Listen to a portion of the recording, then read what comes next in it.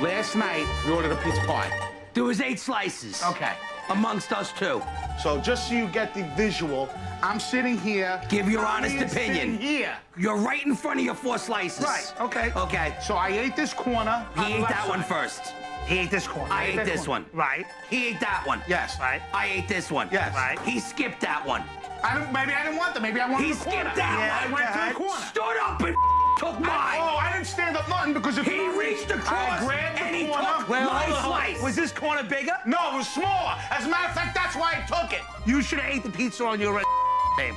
I could take a pizza I want. No, you It's can't. mine. That was yours in front of you. You're wrong. You chose You that took side. my half. No, I didn't. Yes, you did. I ate my side. I This ate four, my side. You didn't. This four.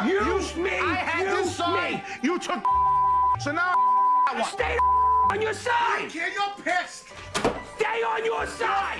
It's not proper pizza. Hey. Wow. I'm walking here.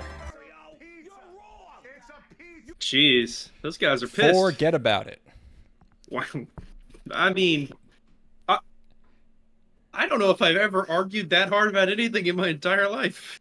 I Yeah, don't well, know you if got to turn things up a little bit when you're on reality TV. But That's true. The feelings are real. The You can tell feelings there's are real always hurt. Yeah, Yeah, there's real I'm hurt a- there. There's real hunger. I'm an empath, and I can Mhm. tell you, I relate to that. So, I mean, I've never experienced that myself, but I've been angry before, and that's what Yeah. makes me an empath. Is that I other people have feelings, and I have feelings that are kind of like that. What was the you know? movie I was watching? There was, I think it was, or wait, did we watch? Was it Species? We watched Species. Wasn't one Yes, of them? we did. One of their things was that they were all like scientists, but then one of them was just an empath. But then also Yes. like it was a bunch of stuff that doesn't have anything to do with being an empath. Like she could read minds, or like she could like levitate. I don't know what the fuck. It was like a lady who could.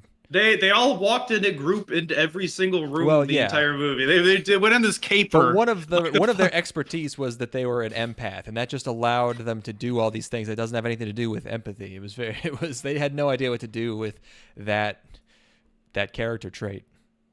But yeah, these Italian guys, you know what their problem is they haven't been watching enough seasonal anime. That's why their cortisol levels too high. They need more CO2, I'm gonna say. Some aspirin. As we're Just going chill through, out.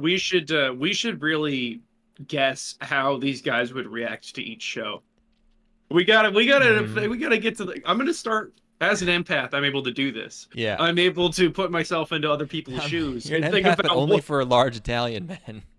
Yeah. So you can Well, only it's- kind of you excel in car shops, pizzeria sub shops, delis. Well, I do dress like a fat Italian guy a lot of the time when I'm at home. I got my pajama pants on and I got a wife yeah. beater. That's like my jam. Maybe that's why. Maybe I was supposed to, maybe I can be isekai'd into another life where I'm just a fat Italian guy. At 50, working for I'm in the union, you know. Mhm. I work the subway. I work the subway line, and I've been doing it since I was 20. And I come home to my bitch wife every day. Well, you I watch just movies. got back from the tunnels, and you're giving me this fucking shit. That has a whole different meaning in New York City now. I'm not in the police union. I'm in the Yeah, fucking. Yeah, I mean you're either you're on one side of the tunnels no matter what. You can't be neutral. You're either fighting against the tunnels or you're trying to keep those. I'm with open. it. You're digging. I'm with the tunnels. I scurrying. think that shit rocks. I'm You so decided- pro You tunnel. decided on being pro tunnel. Yeah, I Everybody should fucking be pro tunnel. Everybody should be digging their own tunnels in New York City. It's 15 million crazy people in this one little area. I'm It's shocked that quite there literally free real estate. All the buildings there are collapsing anyways. They're all 150 years old. Yeah. Just dig some tunnels. Who cares? like I'm shocked that we don't have this issue more often.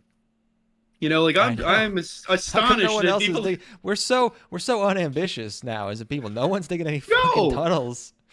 No, they're the only ones. That's the only people with the work ethic to do it. You know, we don't know what they're doing it for. I don't even know that they know, but they're doing it. God damn it! They're All right, getting down there. Quick brainstorm to warm us up, to get us, on our, on our comedic, get us in the zone for the rest of the episode. We got to brainstorm, workshop the Seinfeld episode about the tunnels. What would be going on? Like, who is, like, what's happening? Jerry's dating a girl that's helping to build the tunnels. Jerry is brought into that seems like more of a George thing. Okay, I don't know Seinfeld that well, so okay. you're this. I don't know if I'm actually able to do it. I feel like George would be the one. He would I don't know. He would like be pretending with a girl he's dating that he's building the tunnels, but then Kramer would like be actually doing it. I don't know. I don't actually know much about Seinfeld. I was hoping you would know more about Seinfeld. No. I thought this would be really easy. That's how every single meeting went for Seinfeld. Like, that's how every single meeting started. It's like, okay, guys, we're gonna write an episode of Seinfeld. Wait a second, it hasn't been made yet. No one's done it yet. After 2 minutes, they're like, this is actually hard. Yeah, just check Google. Wait. Oh no. It's 1992.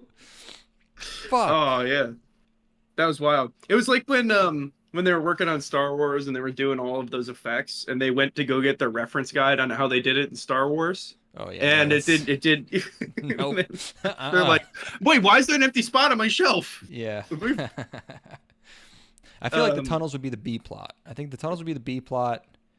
Jerry would be doing some business thing or something, but then either Kramer or George would be getting up to some funny business in the tunnels. There we go. We did it. This is the only place where I can take my 17-year-old girlfriend. This is the only place that I'm free from the watching eyes of the public. I don't know. I don't know enough about Seinfeld. You really put us into a corner here. There's no. I know. I thought I would. Because whenever I hear someone, make up a fake episode of Seinfeld, I'm like, yes, that's definitely it. But it turns out, starting from scratch, harder than I would have thought. You might as well have just dropped me into like a graduate course on biology or something. Yeah. Like I'm taking the final exam and I'm not wearing clothes and I have to go to the bathroom talk about this next anime in Esperanto for us, please. Yeah. That's like, you fucking doomed me. I thought you had my back. I'm sorry. I love to say. I got something that's got some potential comedy, which is well, which way do I go first? Do you want me to talk about my most recent out-of-town shoot, staying at a shitty hotel in a bad neighborhood? Or do you want me to talk about my squirrely neighbor kids that I did? I guess I don't think I've ever told any stories about these kids. No, and I was only remembered recently while I was at this shitty hotel looking up at the ceiling. I guess let's do how bad was this hotel? First of all, the moment you walk into the hotel, actually the moment you get out of your car, the entire premises just reeks of weed. Like fucking reeks of it. That's and good. Then you have an advantage. You're faster than everyone. Well, no, I'm high too. Oh, so great. you know, yeah, and what is that weed smell? I can. Oh man, I'm getting a contact high from this weed that I'm not smoking. Yeah, this is really strong weed smell right around the joint that I'm smoking. What the fuck? This was another thing I was thinking about is I have the new technique for how to get away with smoking weed in a hotel room, which is what you do is you if this works for cigarettes too. So the new technique is you get there and you immediately spark a joint or a cigarette, and then you call down to the desk at the front and be like, "Hey, it smells like weed or cigarettes in my room." So you just do it immediately. And like, hey, they'll be like, "Oh, do you want to move rooms?" I'll be like, "No, I just wanted to let you know if somebody smokes in this room, it's not me." You didn't actually do that. No. Oh, okay. But this is my new technique. Yeah, this is my new strategy. In this case, I wouldn't even had to call to the fucking desk because my room reeked of weed too. I was not smoking weed during this time. That was not true. I was gonna say because I saw a TikTok or something of a fully grown man being like, "Here's how to smoke weed in a hotel room," and he's like doing all this shit with like paper towels and like blowing it into the bathroom fan, and it's like, first of all, there's a window, and also how old are you? Like, come on, go outside or fucking. Go to your car. Deal with it. Yeah, anything. Smoke weed in your car. Yeah. But just the idea of getting ahead of it, and just being you don't even necessarily need to smoke in the room. Call the lobby and then call the police and be like, yeah, it's like I'm in this room in this hotel and it smells like weed in here, dude. I don't know. Just in case, if somebody is has don't come weed, here now because I'm here and I'm calling you. I'm the one letting you know. But just like if anyone in the foreseeable future calls you to here, then don't. I wanted to clue you guys in on something that doesn't involve me. Yeah, I just submit an anonymous tip. I'm at this room in this hotel. My name is Ethan, and I'm staying at this room in this hotel. Here's my credit card number that I use to secure the room. So this hotel, not in a terrific part of town. We had some. This is a hotel that I don't know if you've experienced this, but this is one of them hotels that people live in. Yeah. Where that it's cheap enough for a weekly rate or whatever to where they just stay in the hotel with their entire family and shit. Oh yeah. This was a hotel that when how like hotels will have like a little store near the lobby or whatever. Sure. Never seen this before. A store with absolutely nothing in it. Nothing on the shelves, nothing in the refrigerators. Oh yeah, no, that's not staying there. They put it out. So I went out. You get a little the guy catalog. You're like, I'd like one Slim Jim and one Monster Zero Ultra, please. Yeah. It's excuse me. It seems like my mini fridge was not stocked. I would like to get something from the bar. Is that okay? Is like okay? So where's the restaurant? So the guy I was shooting with, he had booked it. I did not book this hotel. Otherwise, I would have booked something. I would have looked at the reviews. So we went out to dinner. We went and got Nigerian food. And which was delicious, by the way. But it was a very confusing establishment where I walked in the front door, and there was like a buffet table set up with 2 crock pots and then like a heating tray, like a banquet style heating tray, and that had like chicken and rice and stuff in it. And then people were coming and going, and just like filling to-go containers for themselves from the banquet tray. Like it was very odd. I don't know if people have like a tab there or something, and they just come and get that food for dinner. It was very perplexing. I don't even know if I'm explaining it properly, but that tripped me up because I'm like, am I supposed to fill a container with this food right here from this folding table? And then there was a counter as well, so I went over and ordered at the counter. And if 50 people came in when I was there, like in total, people coming and going so quickly, they must have had their orders in advance or whatever. Not a single one that looks even remotely close to being white-skinned. All of these people are fucking straight out of Nigeria. It was actually African. It was pretty dudes. Fucking awesome. It was like I was expecting one, hipster. Because I'm from Austin, and that's what it would be in Austin. It'd be like, okay, 3/4 would be, Nigerian dudes, and then there would be the 25% that are very meek looking, like computer programmers that were told to go there. Nope, the lightest skinned person in the entire place, other than myself, was the guy that I was shooting with, and he's Hispanic. So yeah, it was. They should have made you temporary king, man. They should have hoisted you up like on one of those chairs and. Gave you a whole, Yeah, just to put on a show, just to entertain me a little bit, like a little bit of shucking and jiving. So that you're like, why didn't I get a show? Excuse me. Do you know who I am? Can you see who I am? Yeah. I'm sorry. I expect a certain kind of treatment when I go play Nigerian food, and one of them has text that says types of Nigerian swallows. Like, I would love to find out. There were some ladies coming in that I would see what their Nigerian swallow looked like, but so that was that was that shoot. We were going to record yesterday, but I had gotten back kind of late-ish on Saturday night, and then I was so fucked up yesterday. Like it was a really, really long shoot, and it was in Houston, which is crazy humid, and I was on my feet all day. So yesterday I just basically did nothing but recover from working my ass off all day. It was like a goddamn monsoon. It was raining. Okay. Yeah, dude, it was torrential. Like I brought Gore-Tex shoes because I had a feeling. I'm like, Houston's pretty humid. It might be raining when I get there. If I did not wear those, I would have been fucked. The girl who was doing photography at this wedding, she showed up to the prep site, and she was wearing brand new white Converse shoes. It was like it just stepped 1 foot out of the car and immediately destroyed them. It's pretty sad.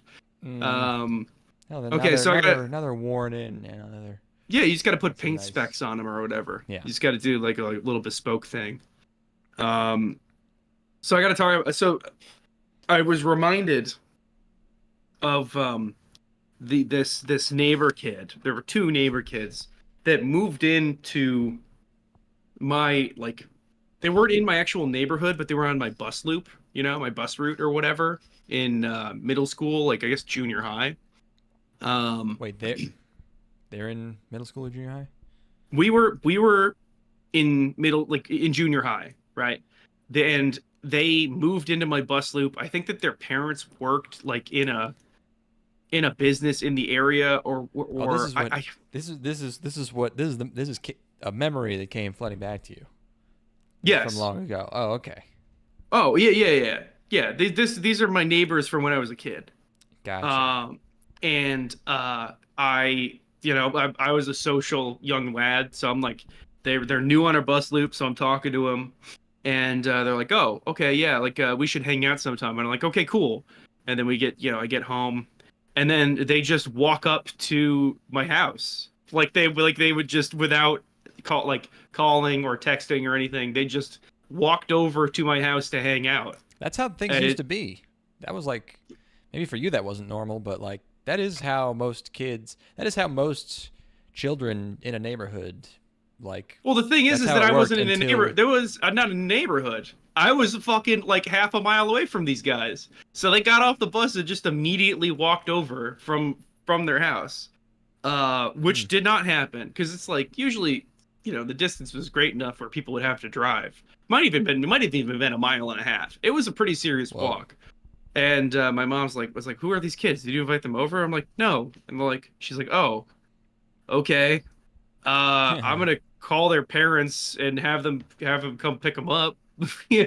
So entertain them for a little bit or whatever.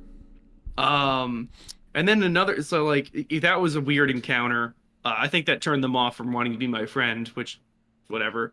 And then there was one day where one of the kids didn't get on the bus, and it was just the other one. And I'm like, oh, where's the other kid? And he's like, it was a brother and his either foster brother or like adopted brother or something. And he's like, yeah, my brother, I walked in on him the other night and he was jerking off to gay porn. He was watching gay porn and he had a boner. That doesn't explain why he's not on the bus. I'm like, what do you mean? I was like, yeah, he's gay, and I told my parents that he's gay, and I hope that they get rid of him. Yeah, oh my god! Oh, what the Holy fuck? Which, I mean, in all likelihood, not true. But whatever. Yeah, just what an out of pocket thing to just drop. You're just on the. That's so good. I walked in on him and he was jerking off to gay porn and he was jizzing. And that's why he's not coming to school today. What? Yeah. Yeah, that was why I can't even remember if I saw the foster brother ever again. Oh damn, they got him. It's possible that happened.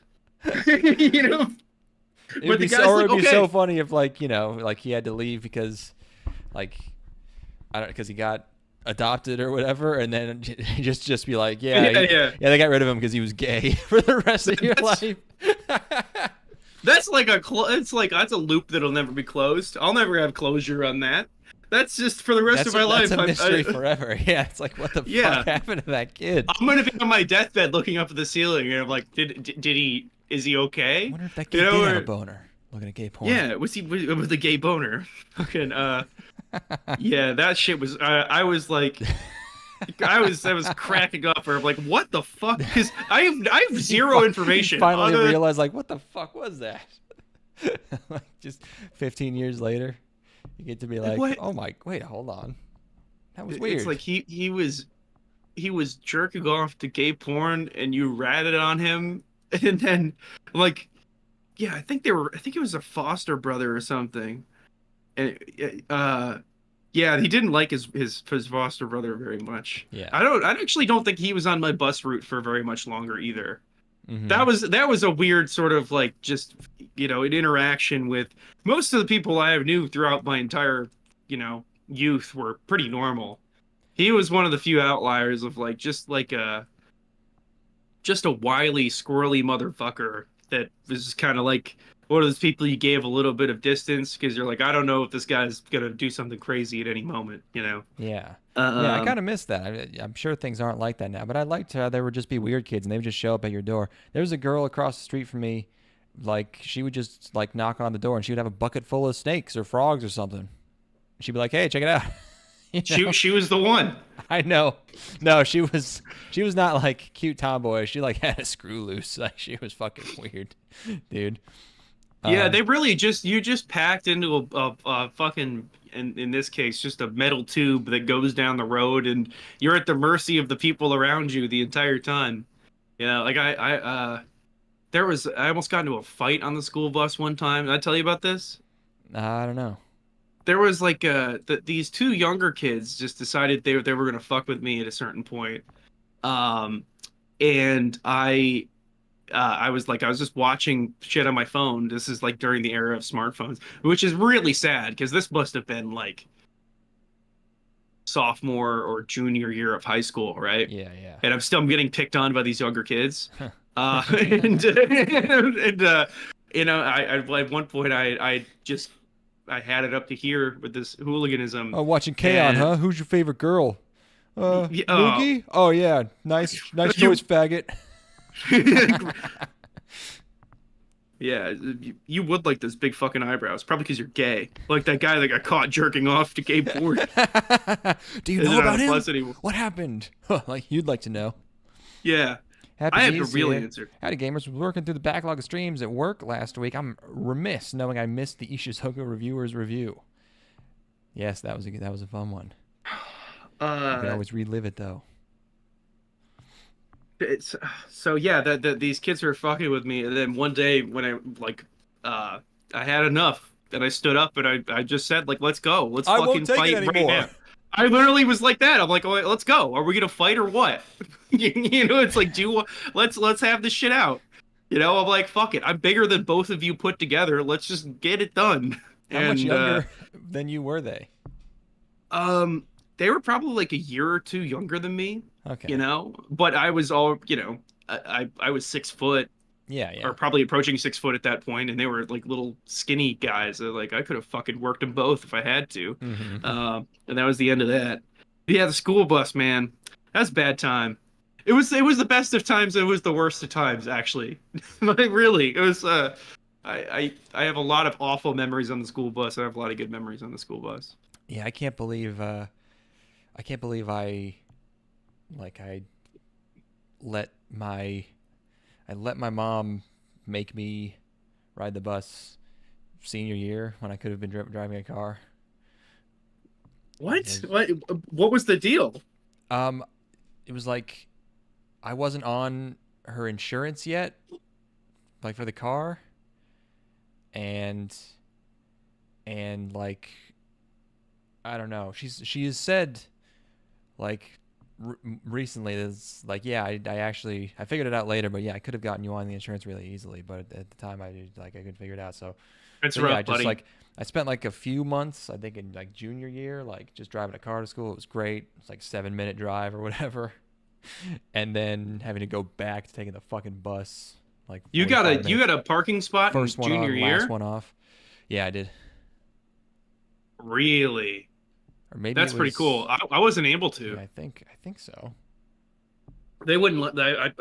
I did not have access to. I guess I must have just not had a car at that point in junior year. I was getting a ride from my neighbor. Yeah. Yeah, man. What else? I was going through the old Rolodex of the few memories that I have left. They're still fresh. They're fizzling. So they're like these synapses way in the back of my brain that are firing off like weird memories and shit like that. I was thinking about recess in or not recess, physical education class in what was a primary school, first through third, and going sledding. Did you bring your sled to school? No, I didn't know that was a thing. We were able to bring sleds to school. Actually, no. Nice. Were you in Boston at that point? When did you? Oh, you said from first to third. Yeah, I moved right before the summer before third grade. Okay, yeah. So we had like sledding was a gym class because there was like a small hill near the playground. Well, you had sledding in gym even into like junior high or high school, I think, but they didn't. He didn't bring anything, you know. Well, they had the plastic sheets that rolled up, and that was the sled. Do you remember that shit? Not really, no. Oh, okay, yeah. There was like it was basically a plastic sheet that would roll up into a tube, and then you would lay it out and lay on top of it, and then that kind of served as a form of a sled. What were some PE classes? I feel like we had some real bullshit. There was like oh God, I mean there was like, geocaching. Geocaching was a PE class, which is just like that's just like, walking. Not in the woods, yeah, just like on a campus. Yeah. That's crazy. That good. is crazy, stupid, bougie. What the fuck? Geocaching? That's pretty, yeah. Most of them were like just whatever. It was like bad. Did you have archery? And, yeah, Was there? I never got to do was archery. fun. I did archery a couple times. Yeah. Actually, I think archery I didn't do because I was fucking balling out in softball. Fucking, I had gym teachers inviting me to join their softball teams and shit.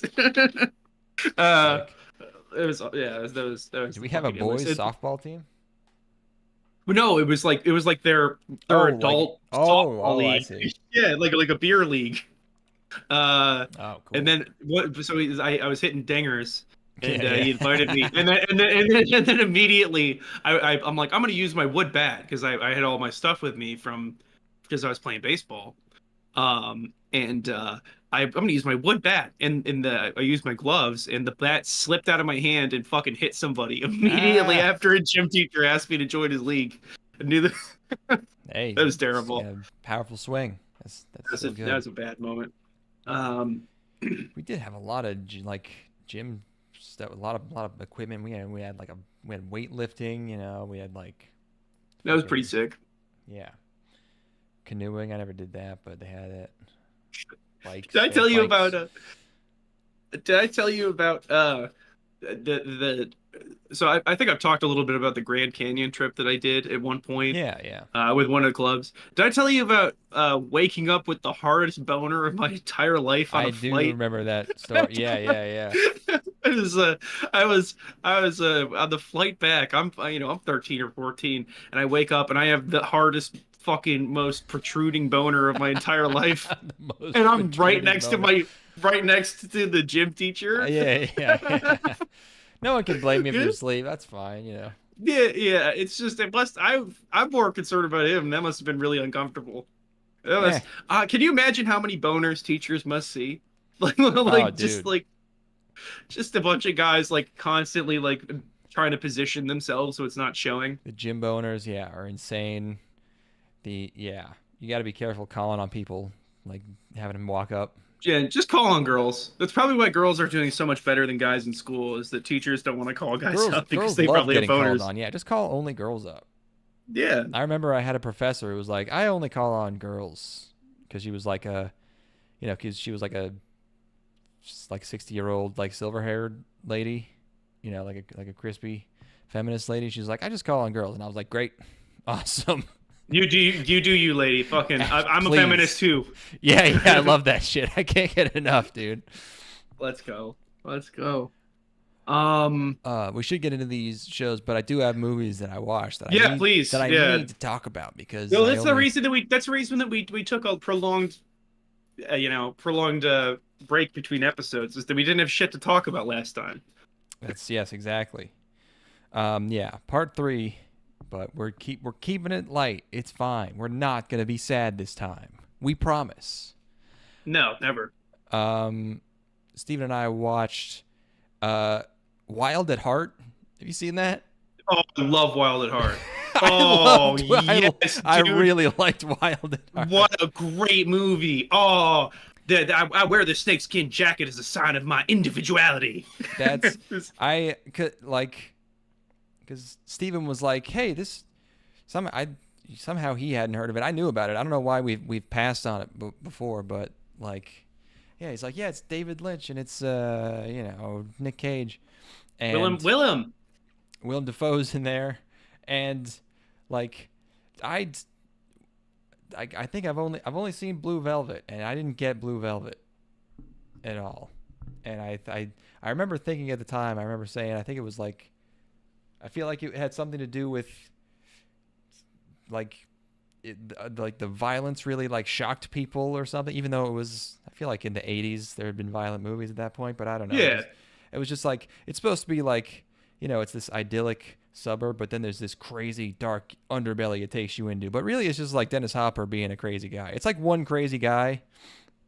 So there's a couple of other crazy supporting characters there. Sure. But yeah, it's really Dennis Hopper. He's the ringleader. Yeah, for sure. And he's so on the silly side that it's hard to take him seriously, even when he like kills people or whatever. But this one, even though it's like, I feel like not the most well-regarded David Lynch film, and you never hear people talk about it all that much, I feel like it's one of my favorites. This one clicked with me a lot more, because it is like, it almost seems like David Lynch like just walking this tightrope of like his silliness and just like brutal violence, where you have no idea like where the movie's gonna end up. Like, it feels like every second of that movie is so tense, because it feels like it could explode into like brutal, horrific, like traumatizing violence at any second. And the movie opens up with Nick Cage beating a man's head into the ground for like 5 minutes, and then it's just like silly people for like an hour, and you're like, like what's gonna happen in the movie? And I also like that it starts out with characters that are like not even people, and they're impossible to take seriously. Yeah. And then you're like, wait a second, now we have to have a movie with these people, and then it has to actually make them like real characters. And they're like, they're not even, at first you're like, they're like this weird they're like stereotypes, but like I don't even know what they're stereotypes of. They're like he's supposed to be like almost a greaser guy, but he's doing an Elvis impression the whole movie. Well, they're supposed to be like outlaws. It's like a parody of the outlaw couple archetype. Yeah, or like they both think they're that, or they want to be that. And they're just like, but they go to like Slayer shows. I feel like it's like so confusing. What type of people are they supposed to be? They're not like beatniks. They're like, they're not quite biker type people. I don't know. Yeah. Well, they're like just like an amalgam of every kind of person that's ever been like a folk hero like of the West. Yeah, kind of every type of 20th century like want to be rebel, but like not any type of person that's ever actually existed. Like they just have to listen to metal and dance and do karate kicks in the air. Well, they're like James Dean and Rebel Without a Cause, but also like coked up fucking maniacs. Yeah. It's what a terrific movie. Like it's so good. And Willem Dafoe is at like his most fucking disgusting, unhinged. His fucking teeth. The most like untrustworthy and unnerving man ever. I think that movie won the Palme d'Or. It did, yes. At Cannes, yeah. I think it's his only movie that did win that. I wish he had worked with Nick Cage again, because that is just dynamite. That is a Nick dynamite Cage delivers pair. some amazing lines. Yeah, there's one part towards the beginning where, like he's on the phone talking to Laura Dern's mother, who's another David Lynch. Right. And she's like screaming about how she'll never, you're not allowed to call here and you can't talk to my daughter again. And Nick Cage like sort of, he gives this like smirk and he looks to the side and he's still listening to her and he goes, "What?" It's the fucking funniest thing I've ever seen. Oh God. Yeah. I just found it was very visually more engrossing. It was great. That's a great movie. Yeah, it's a great movie. What was the other one you watched? What happened was we watched that, and that's a tough one to follow up because we were both just sitting there like, God damn. Yeah. What so a ride. For some, I forget even what brought this up. We tried to watch Looper. Really? And okay. we got about 2 minutes in, and Steven was like, I can't watch this. Because after Wild at Heart, which is, you know, even if it's mostly told through all these like just fade in like flashbacks, it's still like, you know, it's still a very, I don't know how to explain it, but the point is that we watched that, and then Looper opens with fucking Joseph Gordon-Levitt narrator going, "I'm an assassin and I work for the future," and we both just went, "No, we can't." It's like over like a slow pan of the inside of like a warehouse, and we were like, "Okay, no, we can't do that."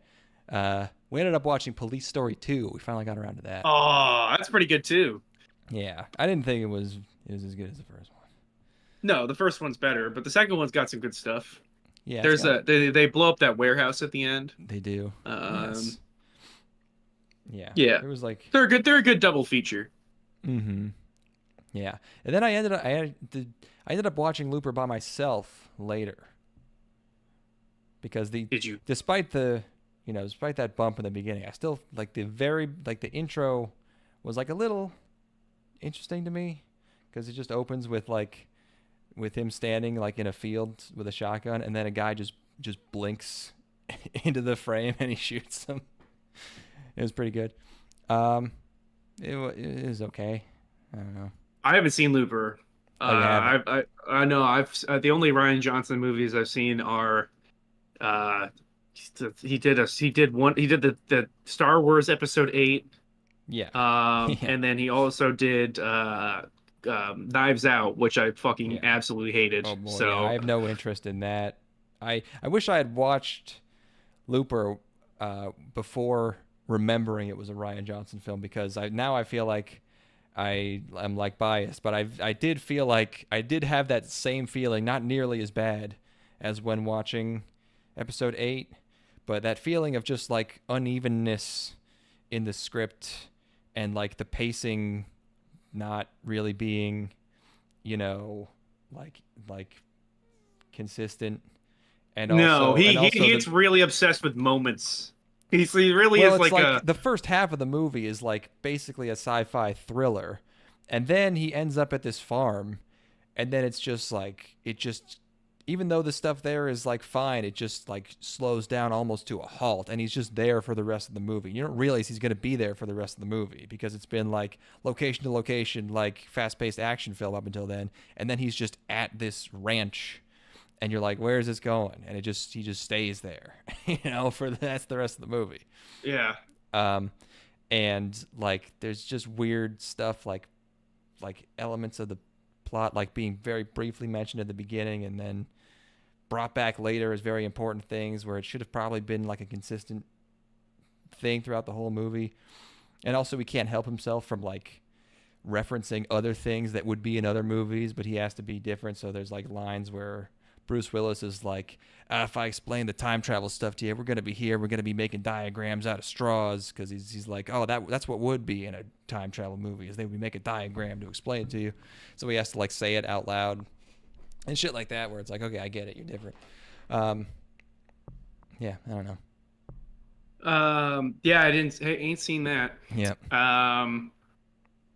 Trying to think of if I've seen anything else recently. I don't know. We watched a bunch of anime. We did. Let me go refresh my beverage before we Okay.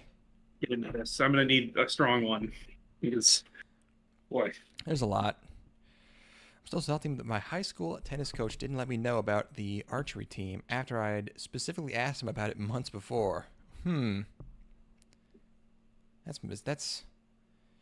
That's suspicious. Was it like all girls? You think he didn't want another dude intruding? I had multiple county championships under my belt, and I've been bow hunting forever, but no. Strange. damn. You know, I was with Matt Johnson and I went to the woods one time, and I was like, we'll do some. I We're love gonna that we do some just say his shooting. full name because it's too generic. No one's gonna find him. No one's gonna find him. You went what? We went to the woods one time, Just and to the woods? Where are the woods? we Like went to the behind house? cabin. Oh, We went to the okay, cabin. I see. And then we're Camping. like, we're gonna do. It's like, let's do some shooting. And he's like, oh, I have a bow. Should I bring it? And I'm like, yeah, cool. Yeah. And I'm struggling to hit hands with like a little 22. You know, at that point I didn't have glasses, obviously, but like, Hands? you know, like What's a hand? cans. Oh, Cans. cans. Oh, I see it. Yeah, I'm struggling to hit cans with a 22. And then we set up like a thing for him because he has like a compound bow. And because he's Matt Johnson, just fucking put the arrow exactly where he wanted it every single time without fail. Yeah. Like he could have done the fucking Robin Hood split the arrow in half thing if he really wanted to. Yeah. The first one that he released was like, I had never seen such perfection. Wow. It was awesome. That fucking guy, god damn it, if he isn't the best at every single thing that he fucking tries to do. I would not expect that from him to be a stone cold killer. The Marksman. we had his bachelor party here, and we went and did go-karting. We did the really, really fast go-karts. And Yes, yeah. the first round he got second place, and like I was like probably like fourth or fifth out of 20 people. And I'm like, okay, I'm gonna beat Matt. Yeah. I'm like, I'm gonna beat him. And I went full on like psychopath, like counting to myself and like trying to see exactly what my time was. And like by the end of, I'm like, okay, I'm pretty sure that would beat the best lap last time. I got second place and I was behind Matt by a full second and a half. Yeah. He got first place. Fucking son of a bitch. I know. He's just everything he does. It's crazy. Anyway. I saw a video of go-karting, or maybe it was some professional thing, but with tiny little carts. But a guy bumped a guy, so the guy who got bumped just rammed into this dude, like T-boned him, and jammed him into a wall, and then dragged him out of his cart and just started beating him over the Let's head. go. It's brutal. You'll learn a lesson there. Yeah. Yeah, don't poke the bear, man. Damn. All right. We have quite a few shows. We gotta start on these. We'll probably try not to take too much time for each one, because we gotta. Yep, let's do it, buddy. Fucking go. Let me find our first show if I can in my screenshots. I think it's this one. Yes. Ore dake level up naken, which is the language of Japanese, meaning solo leveling. I guess. I think Ore dake is just me. Level up, self-explanatory. Ken, is that like story or something? I don't know. This is a Korean web novel. And sadly, I'm sad to report it is not the only Korean web novel we'll be covering in this episode. A1, music by Hiroyuki Sawano. What's he been doing? What's he been up to? Hey, This, man. This I is what guess he's been working on. This is what he's been working on since Al No Zero. This is his I'm life's sure he's been work. doing a shit ton of stuff that I just haven't noticed because he's like, he changed it up a little bit, and he didn't do, like, he stopped being like so obvious, like in having the exact sound he did for years and years, Like and the big bombastic now fucking... I'm just like, where did Hiroyuki sound? Yeah, like it sounded exactly in Kill la Kill and fucking Attack on Titan and everything. He was like, I'll vary it up a bit. Now I'm like, where the fuck did Hiroyuki Sawano go? What has he been doing? I got it. Solo leveling protocol Rain. I don't know. Is that a movie? I don't even remember that one. Four Nights of the Apocalypse. Yeah, he's working. He's working. He's mainly doing like main themes. What's like the whole Bubble as a movie? Kingdom Season 4. Nice. Fanfare of Adolescence. Okay. Yeah. Well, I'm sure he's got plenty of work. These people in this show have ant problems. Yes, boy, do they. Yeah, they got It's been a while since I've seen just an ant as an enemy. Ant. They got big ants. Yeah. They kept the Korean names for this show. I feel like they don't always do that. That's interesting. Now the ants are on fire. This is just my notes. This is just my notes, folks. So yeah, this is what always happens. We the first 5 minutes of this show are just trying to get your eyes to glaze over by having this long action sequence. That's boring. They succeeded. Yep. And then we finally meet our protagonist, who's the weakest hunter. Wow, the weakest? Yes. How is this going to work? I'll be quite honest. I don't remember anything after this opening part, and the rest of my notes are just, what the fuck is going on? Oh, now I remember. I was like, okay. I couldn't figure out what was going on. Now there's gore. So yeah, they're like, for some reason, all these people in this show are like in plain clothes, but they're like adventurers or whatever. And they're going through this dungeon. Our main guy is with this party, and then they're trapped in like the Harry Potter chess room, and then the chess pieces start cutting people in half. I think this has like high ratings. This was like a 0 for me. It's gonna be a 0 out of 10 for me. This has an 8.4 on Mal. Those next few episodes must be really good. Oh yeah, I mean, hey, we always hold open the possibility. Maybe these shows get amazing at episode 2. Maybe we're wrong, but the first episode's like a 0. And if I were to be cynical, maybe I would say that this is another case of people falling for like anything dark equals good because a guy gets killed gruesomely. An 8.4 is a lot. That's a lot. Really high. Like if the show is like good, like regular good on Mal, it'll have like a 7.8, a 7.9.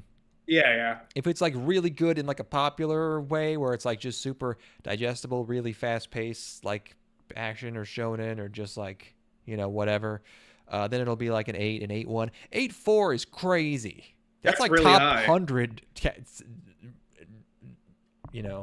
numbers. But yeah, I mean, it's also not like it doesn't have a lot of reviews. This has 74,000 reviews on Mal. Oh my god. Let's see what people have to say. Oh. Let's see. Okay. Well, whatever. It's not even worth getting into. We could look at the episode 1 discussion. What do people have to say about episode 1? This is ebbing. This is so ebbing. This I is got a guy it. Okay. just summarizing the episode. This is another guy summarizing the episode. This was pretty intense. From the transition from the opening scenes to the present timeline, we finally get solo leveling animated. Even though he is the protagonist, Jinwoo didn't make a big impression yet. However, we do get the fundamental elements of the show introduced. Sha also made an impression when she made that save. Jinwoo seems to be just trying to do his job, even if he's not as strong as everyone else. It's a solid start right now, IMO, and animation looks decent. Curious how many episodes this series will get. I bet it's just people who know the source material being like, yep, this was what was in that. Watching solo leveling as an anime was always a dream, however funny it may sound. This being made by one of the well-known studios is one more box tick, so there's really much to hope about going into the adaptation. Though they changed the names from Korean to Japanese. Oh, interesting. What? Wait, what? I guess maybe our subtitles didn't reflect this. I was hearing it. Am I crazy? We'll be using Korean names as it's the only proper way. What the hell? It seems like, it's fans of the manhwa. I gotta get one. It is finally here, one of the most anticipated animes of 2024. Solo leveling will be a deal breaker if A1 manages to adapt it as perfectly as they can. He doesn't know what deal breaker. He doesn't know what the phrase deal breaker means. That's is this like, person 11? Wait, they don't speak 10? English. No one on Mal speaks fucking English as a first language. Although even people who speak English as a first language, like I usually don't give animes a 10 out of 10. A 10 out of 10 is the exception above its peers in every field imaginable. Imaginable spelled wrong. Direction, animation, characterization, narrative, cinematography, dialogue, music. It should have little to no flaws. It should be a masterpiece. Solo leveling is not yet, and I'm not is not that, and yet I cannot help myself but give this anime a 10. This is trash, Happy T. Yeah, I know, dude. This is crazy. Yeah. But I think we're probably safe to say that we're right on this one. Obviously, this is garbage. I don't even know what's going on anymore. I don't know how do we reach these kids? How do we what has to be done to fix this? I need to start uploading clips of this to shorts. We got to boost these numbers and we can reach the kids. We can become tastemakers. Because the what was the show with the hard eyes and the what the hell was that? Oshinoko? Yeah, what the fuck? You keep bringing that up. Yeah, that would hurt you. But it's nuts. I know. I say it every episode now, but yeah, I don't. There's no way that I'm the same fucking species as these people. Like it's like what? How is this? Oh, okay, yeah. Happy D uses Mal to talk with married women about Precure. That's a good idea. I should do that. Fair enough. I don't know anything about Precure, but I should do that anyways. Yeah, that's that. We're not gonna spend too much time on that. Yeah. No. Wow. Next up, Saikyou. It's literally a fucking show about a guy who doesn't got no powers again. Like really? It's like what if a guy didn't have good powers? It's like whoa. But then there's no like. But wait, like we in the first episode, he's just like it ends with them trapped in the room, and he's like, and then that's the end. Yeah. I couldn't believe it.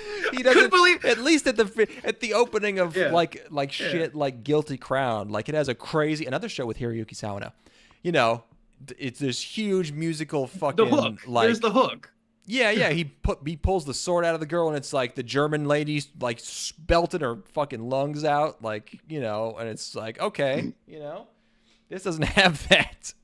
So no, it's just like, oh no, we're gonna die, and then it fades to black. That's the great ending of an episode. Yeah, you guys really know how to write them. Okay, next show. I'm gonna throw my fucking cat off my desk because she's blocking my notes. I need to read those. Okay. I need them. Okay. Saikyou Tank no Meikyuu Kouryaku Tairyoku 9999 no Rare Skill-mochi Tank. Sounds delicious. Yuusha Party wo Tsuihou Sareru. The strongest tanks labyrinth raids. So we're back in another labyrinth. Great. What if a guy had one power that was really good? What if the tank was the strongest? That's crazy. This is a light novel. Studio Podon. Just this new studio. More like Studio Colon. I mean, we go from that last show where it's like just one of the worst, like, you know, fantasy dungeon crawling things I've seen in a while. And we go to this and, you know, he's an adventurer and I'm like, oh my fucking God, I cannot believe it. I was going to text you, are they fucking with us? They are. Are they fucking with us? Yes. Are they specifically targeting us? Are they doing this where these are back to back deliberately? Absolutely. Just to get to us, because this is crazy. I felt attacked. Booting this up, I felt like I was personally being attacked by Japan. They are yeah. It's fucking targeting psychological warfare. These doomers that are infatuated with the horribly derivative, uninspired trash that dribbles out of Korea's ass has left me in despair. By the way, I've been watching Zetsubo Sensei. I got to get to I got to watch season 2 and onward of Zetsubo Sensei. Yeah. Although everything before Monogatari now kind of feels like proto. I still love proto Shaft, like 2000s Shaft, but it feels like it's like working up to Monogatari, which is going to be more of soon. Very excited. This show has a weird issue, which is that every character looks like they're a background character that's about to get murdered. Every single character. So this is the premise of this show is that this guy, he's a tank. He gets kicked out of his party because he depletes his power too quickly, and he's not a very effective tank because the shield depletes too fast while they're in dungeons. and it turns out that. Well, later in the episode, we learn that he's actually the most powerful tank in the world, but his skills, like everybody he's with, depletes his power. It's not important. He gets kicked out of his party, and he bumblefucks his way into getting a new party, all at the same time. Also, he's a siscon. He likes his sister. He gets an entire new party out of nowhere, and every member of the party is so half designed that I thought that it was setting up going to be one of those shows where the party all dies in the first episode. Yes. It was, and the fact that he's the only one that has a design. It's like everybody else looks like a background character. They look like the person that you go to get your mission from the guild. You know, it's like, oh, this is you're a member of the adventuring guild. Here is your mission, and then they send you into a dungeon or something. Not like a secondary character, you know. Yeah, and it's also one of those shows where it's like, you know, come across a girl in tattered rags who is special. You know, my notes are almost useless here. We got a hot shot over here, big snack. I assume that means snake. It was a big snack. Yeah, they kill the snake. Homunculus, identify, death. I think she has identify, which is an important skill. I've been too lazy to finish Monogatari because it just makes me want to rewatch what I have watched first. Yes. Yeah. I need to watch the second half of Zoku. Or no, of Owari Monogatari. It's called Zoku Owari Monogatari. I need to watch that one. I need to watch Koyomi Monogatari, which are the shorts ones, and then I'll be caught up for the new season this year. Well, this isn't good either. This blows, if we had a third one of these in a row, I would have flipped my lid. That would have pushed me over the edge. Has to be fucking over, buddy. Yeah. But fortunately, we were gifted what was not another one of these, but instead the other anime archetype that exists now. What the other one? It's gag show. Yes, it's this. It's Kyuujitsu no Warumono-san, Mr. Villain's Day Off, which is a manga adapted by Shin A and Synergy SP. Yes, this is a evil guy fish out of water gag comedy. It's this one. It's one of these. It's Invader Zim, it's Ikamusume, it's Hataraku Mao-sama. All better shows. This guy is supposed to be hot, I guess. He's got hair covering his eyes. He's a member of the Evil League, and it's his day off, as it says in the title. He goes to the zoo. There's another guy there who recognizes him. I think he works for the good guys. This is where I was feeling true despair at this point. I've written, we're really in the shit now, huh? This is boy, howdy. Oh. Yeah.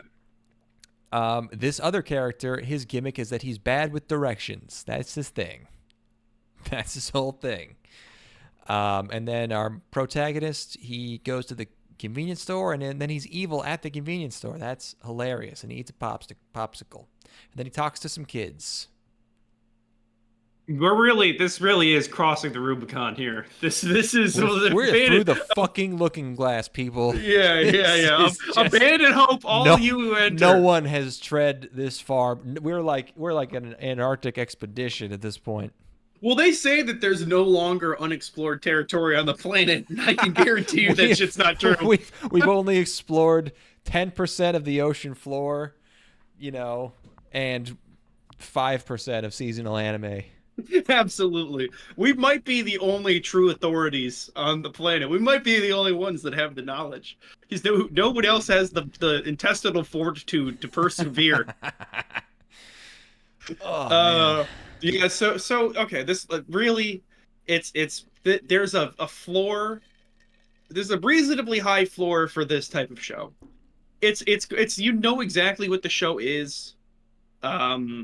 It's not it's so mediocre. This is just a premise. It's just any premise can be fine. You need to you can't just have content related to the premise. You need to introduce some bomb-ass characters right off the bat, because that's all that can save this. And instead, it's a guy who's bad with directions. There's a convenience store lady, and there's two children who don't do anything but walk around. Ah. The main character likes pandas. Yeah, and he's anyway, like Gap Moe. Yeah, he's evil, but he likes pandas. Great. Bad. Bad to the bone. Oh, here we go. Fuck. This is the third show. I'm so glad I took 3 days to watch all these. Oh my God, you watched all these in one day. Holy fuck. I hope hope you're getting your vitamin D, buddy. Well, I guess you live on the equator. It's fine. Technically, I watched one of these shows on Friday. There you go. Yeah, great. This is the third show that exists, which is the. Have we only done 2? No, this is the 4th. No, this is the third story that exists in anime now, which is girl gets sucked into a dating game. That's the third story. Villainous show. Yes. Akuyaku Reijou, level 99. Watashi wa ura boss desu ga Maou de wa arimasen. So like I am.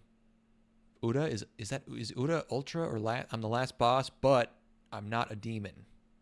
But the English title is just Villainous Level 99. They put the Kirby angry eyebrows on the title. Light novel, Studio Jumondo. Oh, Jumondo. And I booted this up, and I was like, oh, yeah, that's the stuff. Look at this fucking CG guy with his horse-drawn carriage. Look at these CG horses. You are getting an F for effort. This is... you fail. You fail. Well, I mean, this is... Good day. This is so. It's about a girl who can heal people. First off, her name's Alicia. Alicia. Oh, her name. It's Alicia. I'm sorry. Hold on. Go ahead. Sorry, it's the other character. Alicia. She's going to school, but she's late. She's a bit of a girl failure. She misses the gate closing time, and the guy's like, "Hey, can't help you." She's like, "Oh, dang it." So then she like sneaks into the school with another guy, but they accidentally fall through a window. It's wacky, but there's like people below them and they get caught. You know, she gets in trouble. It's her first day. She's already in trouble. She's already on the shit list, right? Normal first school day shenanigans. She meets a lot of cool boys. There's some dapper young, Bishonens. And the opening plays, it's mixed really weirdly, kind of bad. It zooms out. The whole thing's a video game. What a crazy idea. And I didn't pay attention to what happened. She's level 99. It turns out our main character is actually a different character who's the villain of this school that we were introduced to, but also she's being played, but also she's someone who is been sucked into the game, but we don't even show how she got sucked into the game because it shows her in her gamer chair playing the game, but then it just cuts back to the school. So I guess this isn't one of the shows where they get sucked into the game. It's just the whole thing is actually a game so far. Or maybe she's gonna get sucked into the game later. Wait, no, she die? Hold on. Did she? No, yeah, she's dead. Yeah, she got reborn. When did she She's die? reborn in this world. I think she might got in a car accident or something. Why she didn't died. it show that? I was so confused. It shows There was her I think there were like little flashes in a flashback of her getting in a car accident. Okay. Oh wait, no. They show it. So when they do the big oh my god reveal that the main character isn't actually the main character, it's this other bitch.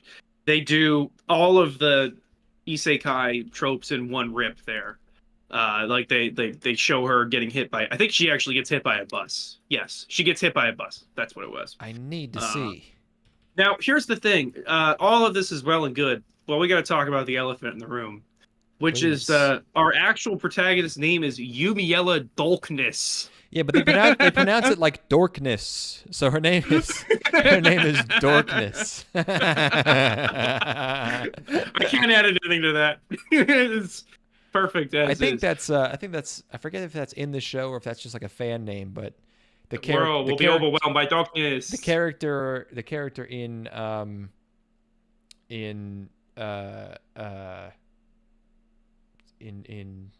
oh god, I'm thinking of Tsubahibi, but it's not Tsubahibi. It's another Subarashi. Konosuba. The character in Konosuba, whose name is Darkness. People call her Dorkness, I think, because she's a dork. I really want to see this bitch get killed. I believe it's like a still frame with like a sepia filter that's overlaid on top of other shit. I think it's like a flashback sequence about probably like 10 or 11 minutes in the episode. Okay, here she is playing the game. このゲームのタイトルは Yep, she's それ playing. 攻 Yep, 略 she's talking よ about ボ the スが game. 現れる皇族から都にある15歳の私はこれから都にある王立 What? 皇族生 I'm not seeing it. いや15私 You keep talking. Oh wait, I'll- it doesn't show it. She just says it. は Here we go. 5歳の時だった I was 5 years old when I was doing that. 女子大生だっ When た I was attending college, I got hit by a truck. It's Oh, I just thought we got a little flash of it. it's just an image of a crosswalk overlaid onto her face. Yeah. There's not even a car. Come on, 私 dude. はトラックにはねられて Oh, there is also a truck sound effect. There's a horn. Oh yeah. That is the laziest isekai. I missed it. That's how bad that is. Holy shit, man. Yeah. Multiple good friends of mine taking the seasonal villainous pill has left me in despair. Really, multiple? Like, for these ones? Because, like, everyone liked that first one. That was the first big one. Like, I don't even remember what it was called. But it was like, yeah, the villainous. Reborn as a villainous. I don't know. Whatever. I heard that was actually good. I feel like nothing's really been trying that hard in this genre since then. Well, That was a they few just years do it ago. again. They just do it again. It's just But like they do it, like, even weirder. It's not even generic. It's like, this is just weird. Like, I don't know. Yeah. And then I guess she's been continuously reborn, and that's why it's crazy that she's level 99 this time, because she's really strong now because she keeps getting killed as the villainess. Is that what's happening?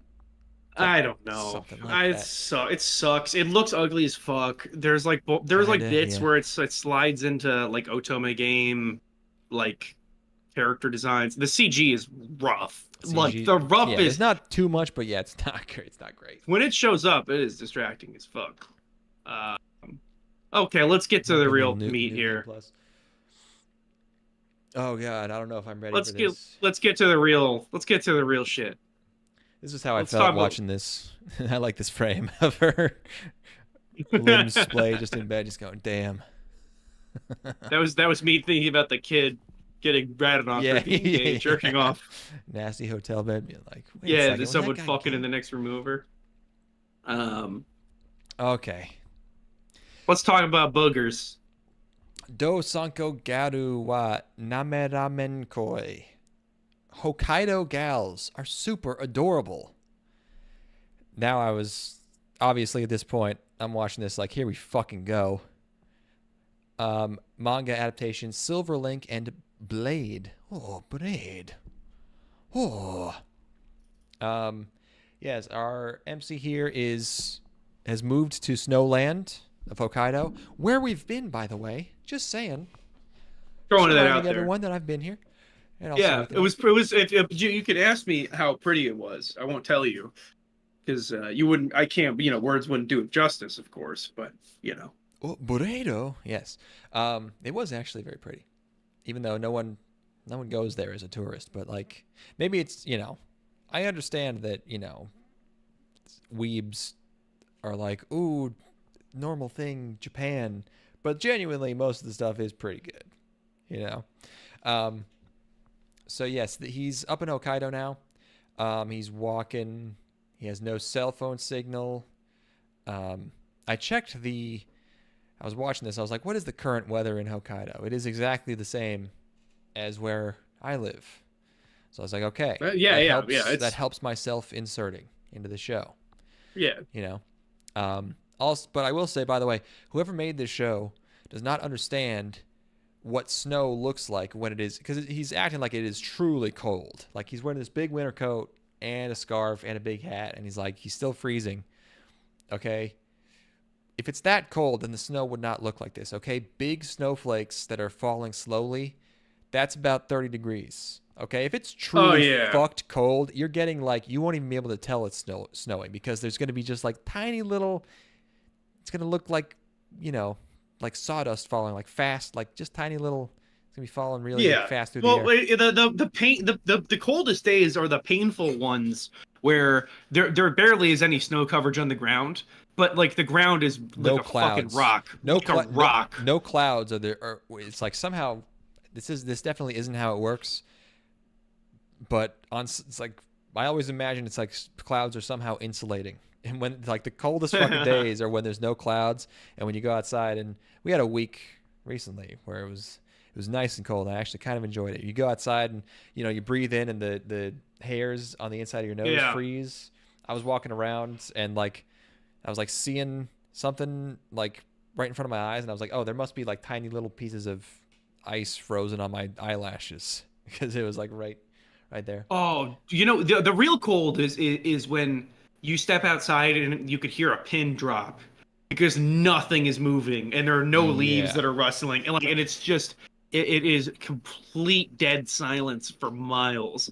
That's like when it's like fucking zero. I don't know how many times I really saw negative temperatures when I lived up there, but I recall those days being the quietest ones. Yeah, unless it's windy, which can also make it cold. Yeah. A lot of snow can also stop the sound. Dampen it. Yeah. We're in Hokkaido. We're in Hokkaido, and he walks into this cute girl. Wow, cute girl. And what do I even say about it? I was like, this will be a silly gimmick. It'll be novel because she's like a gal, but she's also like basically country. So she's like a bumpkin. Yeah, she's like a bumpkin girl who wants to be fashionable, who like wants to go to the big city. I was like, okay, sure, that's fine for like a girl gimmick show. And but they made her too cute. It's a problem. It's not right. Oh God. When she blows boogers on her hands and there's glistening strands of boogers. This show fucked me up so bad. I was like, I was here to laugh. I was here to just have some fun. When she invites him over to watch a movie and then falls asleep. It's bad. It's because it's like you can imagine this happening, kind of. I don't know why, but it's like I don't know why. I don't even understand. Well, there's so few characters in the show as well. It's literally the first person that he fucking meets. That's what. Her. It kind of weirded me out at first, but then I liked it. It was like because at one point, it just only shows them interacting, even when they're in class, and then they're like talking at the train station, and they're talking about meeting up at her place tomorrow, and then it just cuts to the next day, and he's at her house, and I was like, where does this guy live? Where's his family? But who cares? It's just like only their interactions. That's the whole show, which kind of was disappointing because then the ED plays at the end of the episode, and there's like all these other characters, and I was like, oh, okay, I guess there's gonna be other people, They might be good too. They might be, yeah. So, yes. Well, hold the fucking phone. Yeah. Apparently, there is a shark-toothed, short-haired, brown girl in this show that swims. Oh boy. Oh Lord. It's only gonna get worse. Yeah. Oh damn. Hold on. Get a load of this bitch. Get a load of this chick here. Oh, if it's gonna load. Yeah. Just click on. Yep. Yeah, it's gonna be a problem. Anyway. Oh wait, why didn't it? Oh, why is this not a JPEG? What the fuck? It's saved as just a blank file. That's so strange. That's so strange. All right. I can fix so this. I guess this is her anime design here. I don't know if they're gonna do the full shark teeth for her. But yeah, this is just like you don't get a lot of shows like this where it's like sort of like just shotgun high school romance where she's just like, yeah, come over to my house and we'll hang out. Because it is just kind of like the type of thing that would happen, and he's kind of just a normal anime pussy, but like this is already so much farther than, they are common law dating, even if neither of them realize it. Like they are dating in this show. Well, You know? she says like, "Oh, my parents aren't over. Aren't you in luck?" Like, well, like to him, you know, like in the first episode. Yeah. Oh, I got to go back to my screenshots because I took so many, and there's girl snot, and she's not. You gotta show like, me. You gotta get me the snot, dude. And I understand that there's always gal characters. They just sort of dress like gals. And she doesn't really act like one, but that's great. That's the best kind. There it is. There's the glistening snot globules. Oh, let me help you with that, man. Yeah, let's go. Oh, yeah. Oh, you seem to have something on your face there. Let me like just like that video of the black lady with her baby, and she's just like, I don't know if she says something like, "Here, let me show you how to fix this," but she just like fucking puts her mouth to her to her infant's nose and just goes. Oh God, I haven't seen that. What the fuck? Oh, it's terrible. Terrible. Yeah, she's so distressed by it. She's so like she's like, "Oh no, my delicious fluids are leaking from my nose." I know.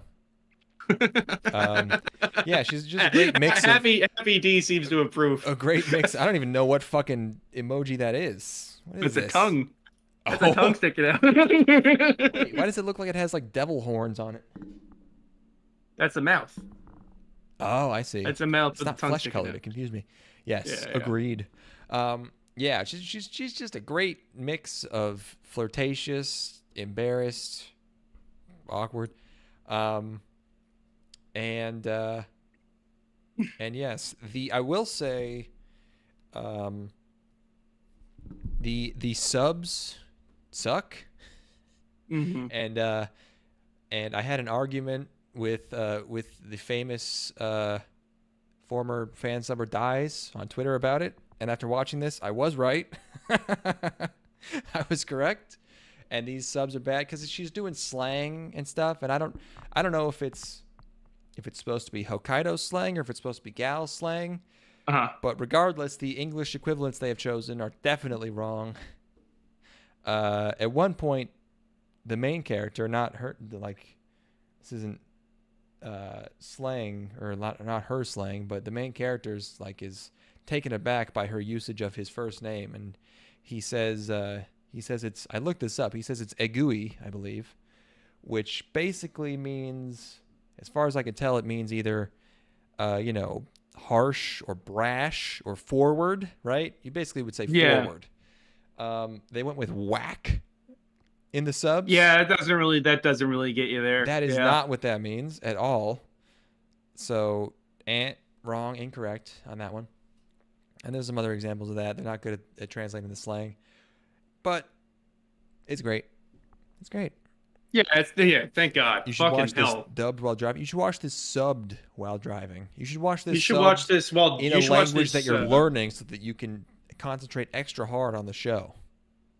You should watch this while drunk driving. Yeah. You should driving with the Apple Vision Pro in a Tesla truck. Top 5 anime to watch while drunk driving. Number 1, Hokkaido Girls. Number 2, Lane. Yep. Lane, that's a drunk driving program for sure. That is a show for people that drive drunk, without a doubt. What other shows are drunk driving shows? Drunk driving shows. Interspecies Reviewers is a drunk driving show. That's a drunk driving gooning show. Yes. Yeah. Look at this frame. There's so many good frames in this girl. Yeah. Because look at how cozy her outfit is. You get the little bit of the bra strap in there. Like, Jesus Christ, she's a sex pot. It's too much. Other drunk driving shows. JoJo's Bizarre Adventure. One Punch Man. Okay, yeah, we got it. We got the top 5. Monster. We did it. Paranoia Agent. I think Monster is just drunk life. I think that's a show for people that are chronically drunk. That's drunk. Yeah. Oh, drunk core. Let's go, dude. By the way, this is crazy. This is crazy. This is how what's the product placement gets you. Because I like the girl, and they bring up this specific product by name, and I was like, I wonder if I could buy that. I couldn't. It turns out you can't get it on Amazon. She sprays It's like- herself and with I know, the goop. and I know exactly what it tastes like because it's a lactic acid like dairy drink. So I'm like, I know what that tastes like. It's gonna be like kefir or something, like maybe a sweet kefir or like a gogurt, somewhere in between there. But I couldn't buy it. Oh, and then the ass too. That's a nice flat Japanese. This is crazy. gal ass. This is crazy. This is Very tasteful blush on the ass. This is fucking. This is a problem because as a man who's seen a lot of girls bending over in some fucking skimpy clothes, this is one of the most accurate. This is one of the best crazy. since Oremo. Yeah. Really. Honestly, it's been a decade. You know, it took 10 years for them to get back to that place. You know. Oh, you think Oremo was only a decade ago? Oh no. How old is it? 2010, buddy. No way. That's 14 years. Wait, really? It was early 2010, I think. Final episode was 2013. We're still good, That's baby. season two. That's season 2. No. Okay, all right, fine. Yeah, 14 years ago. This is like when the Library of Alexandria burned down. You know, it's like there was all this knowledge that was October lost. 2010, so it was closer to 13, but yeah. Yeah, this is crazy. Happy D has been sitting on a Blu-ray of Lane for like 7 years. Can't not watch on a TV. Why don't you just watch it on a TV? Oh wait, Happy D's a truck driver, right? Is that correct? I've forgotten this lore. I don't know. Are you a truck driver?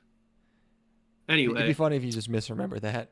He's like, no, I'm an electrical engineer. What are you talking about? Well, we have so many other fans that it's like yeah, we have one truck driver. We have one guy on the ISS who he can only send us a chat message every few months. Yeah, it's usually broken. His bones are too brittle to type on the keyboard. He's trucking for Bezos. Nice, dude. Let's go. Keep on trucking, baby. Good old Papa Bezos. Yeah, so this was the show that I watched on Friday. I watched because I was one. You really should have broken up some of these. No, I needed it. I needed it because I had to get up at really fucking early. I was up at like 5:15 the next morning, and I'm like, I want to give myself some junk food right now just to get ready because like I'm in this hotel room sleeping somewhere I don't want to sleep. You know, I just got done driving to get here. Let's just fucking eat some junk food, and this delivered. I was so happy to have watched this. This hit, yeah. Yep. Hit the spot. Winner. That's a winner. Yes, resounding success. Yes. All right, next up, Hime-sama Goumon no Jikan desu. Here we go. Here we go. 'Tis time for torture, princess. What? A manga by a guy named Robinson Haruhara. That is one of the best names I have heard. You know, like White Dad, I guess. I don't know, or maybe that's a pen name. Who could say? But it's like Haruhara from Fooly Cooly, and then Robinson. That would be like my fan fiction name. I know. Yeah. Robinson Haruhara is a half alien, half human that lives in this small town where steam rises from the factory every day. Yep. Yeah, this is your AU, your alternate universe Tumblr fan fiction. That reminded me. I actually wrote this down to talk about. I for some reason this made me laugh really hard. I read a story of obviously Warner von Braun. Yes. Did you know that he had a little brother who moved over to the States with him, and his name was Magnus von Braun? Oh. And Magnus von Braun was a troublemaker, and immediately he moved to the U.S. and tried to sell a bar of platinum that he stole from wherever he worked, and he got caught, but they didn't make it public because they didn't want a bunch of people getting pissed off about like Operation Paperclip and the people they're bringing over causing shit. So they just had Warner beat his ass instead. They made Warner von Braun beat up his little brother. The thing is that these people are old as fuck by that point too, because they moved over in like the 30s, right? Like so, like 40s, the fucking I mean, something like And, Magnus von Braun was born in 1878, Oh so my he's God. so it's not like he's like a scamp. This is like a 50-year-old being getting his ass whooped. and it's also just like there's like a little, a little less significant Von Braun like tagging along with them. It's like Life of Brian, Oh my god, So that made me laugh really hard. that's great stuff. Yeah. Magnus von Braun. That is a hell of a name. Insane name, dude. That is. You're really setting your kid up for failure with that, because they're not going to be able to hit that shit. Mm-hmm. So this show's by Pine Jam. Yes. It's about a princess. She fights a big monster at the beginning with a sword, and then she winds up in jail. And that they let her keep the sword for some reason. Later, we find out the sword talks, I guess. She's got a talking sword. And this really hot lady comes in and tells her that they need the hot deets on... The thing is, this is like medieval warfare. I don't know what info you could give people to like win a war back then. It's just dudes charging at each other. But they need the info from her, and they decide to torture her to get the info. But it's funny torture. It's a gimmick show, and they torture her with, I guess, specifically only food. This is going to be the gag every single time. In this episode, at least. Maybe they'll change it up later. I don't know. But they show her tasty food, and she's like, "Oh, I'll tell you everything." And look, I really like these character designs, and it is admirable that they are animating the fuck out of this, trying to keep this one joke interesting. But I got bored halfway through this first episode. It just might not be doable. I admire the effort. I really like the sidekick of the torturer, the like sadistic orc dude? Yes, I really like him. I like his sort of bemusement. And it is yeah, like look at that. They're doing like a little toast dance together. Right. yeah. The first food they torture her with is toast. Like, you're doing this bit over toast. It looks really good though. But come on, it's toast. It looks really damn good. Yeah, like if you're starving, when she pulls it apart, toast will do that to you. But it's like, I don't know. She's in I'm prison. watching the show. I'm not starving. So, yeah, that's it. That's what happens. Unless something else happens, in which case I don't know what the show is about. The girl's hot. The torturer lady is very hot. She's super hot. Yeah. I like the she's super hot. I love the ogre guy that she works with. It would be an awesome 12-minute show. It's 24. True, yes. I was reasonably entertained. The character designs do look good. It's not I like the big guy on the extremely phone. funny. Yeah. Yes.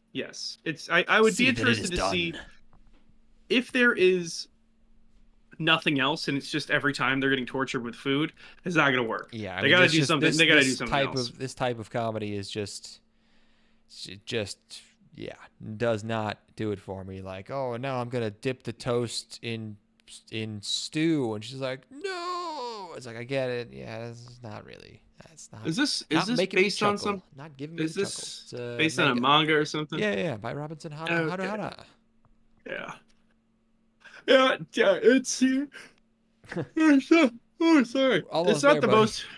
It's not the most entertaining in the world, but it's a step up from the other. Because I did not have Hokkaido Girls before this. I had watched nothing but Boo Boo Crusties for 4 shows. So this was like giving a man in the desert a drink of water. At least it looks nice, yeah, for sure. Next. Oroka na Tenshi wa Akuma to Odoru. The foolish angel dances with the devil. That sounds like an Indian turn of phrase. It's like an old, like ancient Chinese saying. The foolish angel dances with devil. It's a fortune cookie for sure. In the pale moonlight. Another manga. Children's playground entertainment. Okay. Sure. Yes, it is. The intro of the show was funny. It's just a guy standing next to this girl, like monologuing, while they both just kind of stand there. Then the opening plays. Rie Kugimiya is in this show. I don't think she showed up yet in the first episode. Our main character is a transfer student. He shows up. He wears a bald cap on day one for sympathy. This is baffling. This is baffling. Crazy bit. This is. I love whoa. it, honestly.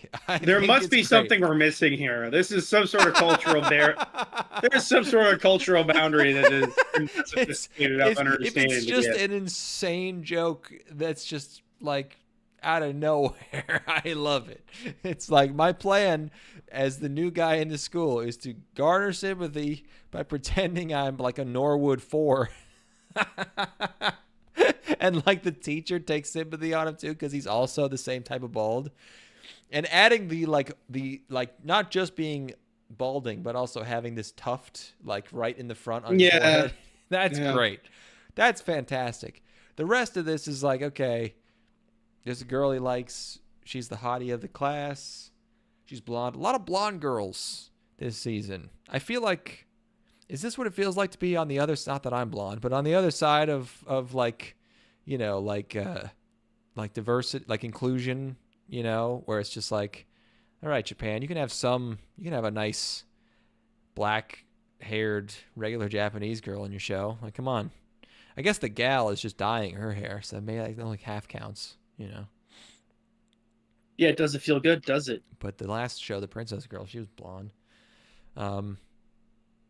Yeah, this is another. This is kind of bad guy adjacent. This is Demon Lord comes to our world adjacent. Fish out of water, bad guy. Yeah, it's not really relying on the like juxtaposition of him doing evil things in mundane settings. But yeah, it's similar. This has also got a little bit of, I think we were talking about this in the first part of the season preview, recap, whatever. Yes. Was bondage elements. Oh, at the very end. Yeah, threw me through a loop at the end there. Yes. But this girl, she's rejecting guys, advances left and right, and then after class they run into each other. Oh, sorry. Before I get ahead of myself, another show where the subs suck, but in the opposite way. They didn't translate the word Kikokushijo. Like, that's not like not translating tsundere or something. That's not even a fucking. Nope. No one knows what that means. That's insane. That's someone who was raised, you know, overseas and then came back. Yeah. Just didn't bother translating that word. Like, what? So that's weird. But anyways, they meet up, and then he, being a demon man, saves her from a truck by letting it hit. Doesn't that happen in Twilight? Doesn't that literally happen in Twilight? Yes, it does. He does, in fact, stop a Volvo from driving into them. Yes. I don't know how I know that, but I was like, wait a second. I feel like kind of a weird perspective. Look at this big steppy she's doing here. Yeah. Yeah. She's got that John Lennon step going on. In more ways than one. Yeah, she's about to be fucking. Oh, hold on. Give me 1 second. I'm getting a phone call. Uh-oh. From over here. I'm going to mute myself real quick. Okay. Important business to take care of. Yeah, she's like, come on. It's just a street. It's safe. I'm not even going to look. I'm going to close my eyes. Give myself, check out my big steppy. You know, I was contemplating, is it actually good? No, it's not that good. You know, compared to the rest of the stuff in this episode, it's, whoops, hold on. It's not, it's, I wouldn't, recommend it, but at least it wasn't excruciating. But yeah, I don't know. I didn't have strong feelings on it. What was I gonna say? I don't know. Yeah, in Twilight, the bald thing. Well, I mean, the bald thing is temporary. I'll be back in 2 minutes. I'm sorry. Okay, yeah. Yeah, I mean, the bald thing was like a good joke, but it's like, it's got one good joke. And also, it might have been like accidentally good because it was just so weird. It's such a weird joke. I don't trust the show to consistently provide that type of bizarre humor because the rest of this is pretty bog standard. Yeah, he saves her from a truck and then reveals to her that he's a demon or a devil or something. And then, of course, it turns out that she's an angel. She was merely tricking him the whole time. And she beats him up. And that's when we get some femdom elements at the very end there. She puts a, she gets the menacing sort of domineering look to her. And then she puts a fucking collar on him in an extended sequence that I would call, I'm going to call it fetishistic, the way she's straddling him and forcing this collar onto his neck. Femdom. What is the word? Isn't that the word? I don't know. It's at least dom. I don't know. Isn't it femdom? It's not findom. That's with money. Oh yeah. Oh right. You don't like the femdom. Yeah. It rears its ugly head right at the end of this one. Yeah. It's only getting more popular. It's a real bummer. I worry for. I mean, there are many ways I worry for the kids, but yeah, this is starting to become a problem. I might have to do something about it. I might have to the next time I go to Japan. I might have to start. I might have to start putting these hoes in their place. We're putting some hoes in their place? Well, because femdom is becoming a bit too much of a trend for myself and Happy D. We're going to have to correct it next time we go to Japan. We're going to have to... I think it's cute. You think it's cute that they think they can overpower us? Yeah, I think it's cute. Yeah, I think it's... Because, I mean... If it's fake and we're letting them do it, then I accept that as a compromise, I guess.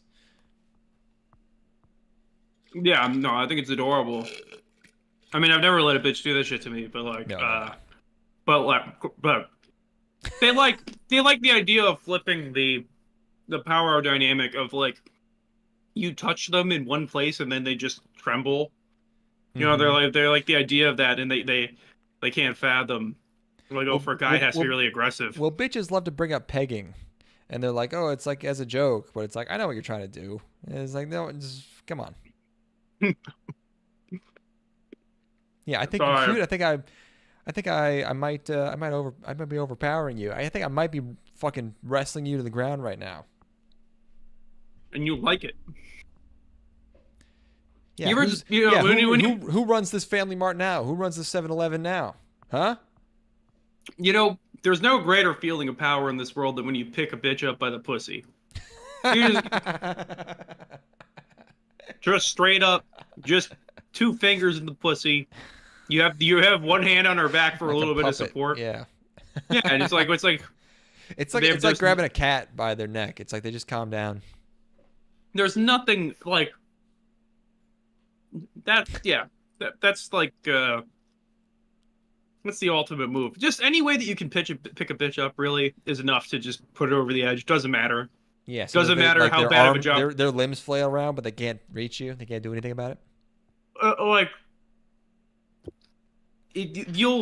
I still get messages from girls that I fucked in college, where I like picked them up and fucked them against the wall, and I'll still get messages from those girls 10 years later, just asking me how I'm doing and shit. Like, wait, really? Yeah. Oh my god. Asking you how you're doing. Oh fuck. I was talking. There was a girl that I fucked in college that I was chatting with the other day, and she just kept making reference to about like a song that I ate her pussy to. It's like, fuck. Women are so they. I mean, I guess they don't have to be subtle, but I wonder if do they think they're being subtle? No. This girl and I had like a relationship where that was like that makes complete sense. Like that's like totally in line because like we had an extremely flirtatious sort of dynamic. Okay. And like that was I you know, it was a conversation about music in general. And then yeah, no, that was completely in line with her. I love that about her. That was part of the fun of seeing her was that she just would go fucking way off the deep end out of nowhere. Do you remember that song that became a meme because someone on Reddit talked about how like her husband or something would always play it when they fucked and it like annoyed the fuck out of her because he played it every single time? You remember that? No, what? No. It was probably a fake story, but it was very funny, the song. This one. Yo, I like the flatulent sort of sound we got going on here.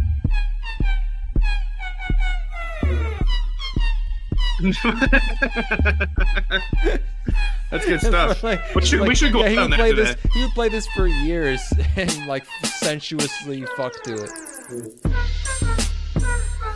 Wow. You can't even get like a lap dance to this song. No, this is a $7. That's a boner killer. That's an immediate boner killer. It's fucking fart music. It's Wednesday. It's 2 for $1 Mondays at the strip club. Yeah, the Yellow Rose. This is like stock music when you search for dubstep. You know, and it's like gives you like not real dubstep.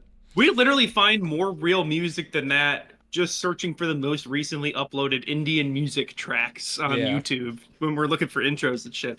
Yeah, this is the song I imagine Jared from fucking Subway would play to pick up kids. Yes, we are in fact reading chat. Yeah, but yeah, just your icon is similar to Happy D's. I didn't realize that was a different guy. Yeah, you're both orange-ish. The YouTube PFPs are so tiny. That's the thing. Yeah, my big thing at college was that was picking chicks up. That worked pretty well. Yeah, cool, man. It worked. It worked to pick them up. You guys can use this. Use this to your advantage. Use these tips. Yeah. Top 10 tips to from an anime podcast that endorses drunk driving. The Adam Savage of anime podcasting here to test these myths about getting pussy. Number 1, girls love to be picked up. That's confirmed. Give me another myth. Give me another myth to bust. Girls like bright LED lights when getting fucked. It's plausible. They have to be flashing in their eyes. That's the important element there, because they really kind of like lulls them into like a stupor. So that's plausible. How do girls feel about alcohol? If they drink it, they get drunk. Oh wow. What are your names? I need to know them. Whoa. Well, I'm Time Cube Isekai. I'm Shakira, but male. Yeah, forget all the times we've accidentally said our full legal names on this podcast. I appreciate you saying we. That's very nice of you. I really appreciate it. Yeah, okay, well, maybe one of us. You're doing me a solid. That was very kind. Oh, we are fine. Thank you. Are you also 10 years old? We had a guy in here who said he was 10, and it scared me. Honestly, this may... Oh, what is he? This may be my preferred way to watch the podcast. As opposed to what? Probably live, I guess. I don't know. What is this show? So there's a demon and an angel. The demon he's trying to go undercover in the human world to get what he's finding, like a Valkyrie or something. He's finding like a girl that's gonna. He's looking for help basically in the angel demon war. And he somehow finds the only angel on Earth. And then maybe they're all over the place. Maybe there's tons of them. Yeah, I guess maybe. Yeah. And But she gets the upper hand. She gets the upper hand and BDSMs them up. I don't know how femdom-y this show is going to be. Maybe that was just a gag, like the bald gag. here for one scene. Who knows? There's too much. It's got to be. It wasn't actual extended. element. I was talking about how it was a long sequence of her wrestling this pink collar onto him. Also, the collar was drooling. It was dripping for some reason. There was not like a cutesy sort of thing. There's a horniness here. Oh, there's definitely yes. Yeah. There's an aggression. Yeah. Let's you got to get freakier. You know my stance on this. I've maintained this for years. If you're gonna go whole hog, you gotta really get fucking kinky here. I just go for gonna throw out an example. Piss. Just to pick a tone. Here, let me pull this out of a hat real quick. Oh, geez, my hat of fetishes. Oh, piss on my face. Carrying a girl on my shoulders, piggyback ride on my shoulders, piss all over my face and the back of all over my back. Yeah. Oh no, there's piss on my balls. Oops, it's tits. He says. My favorite breakfast cereal.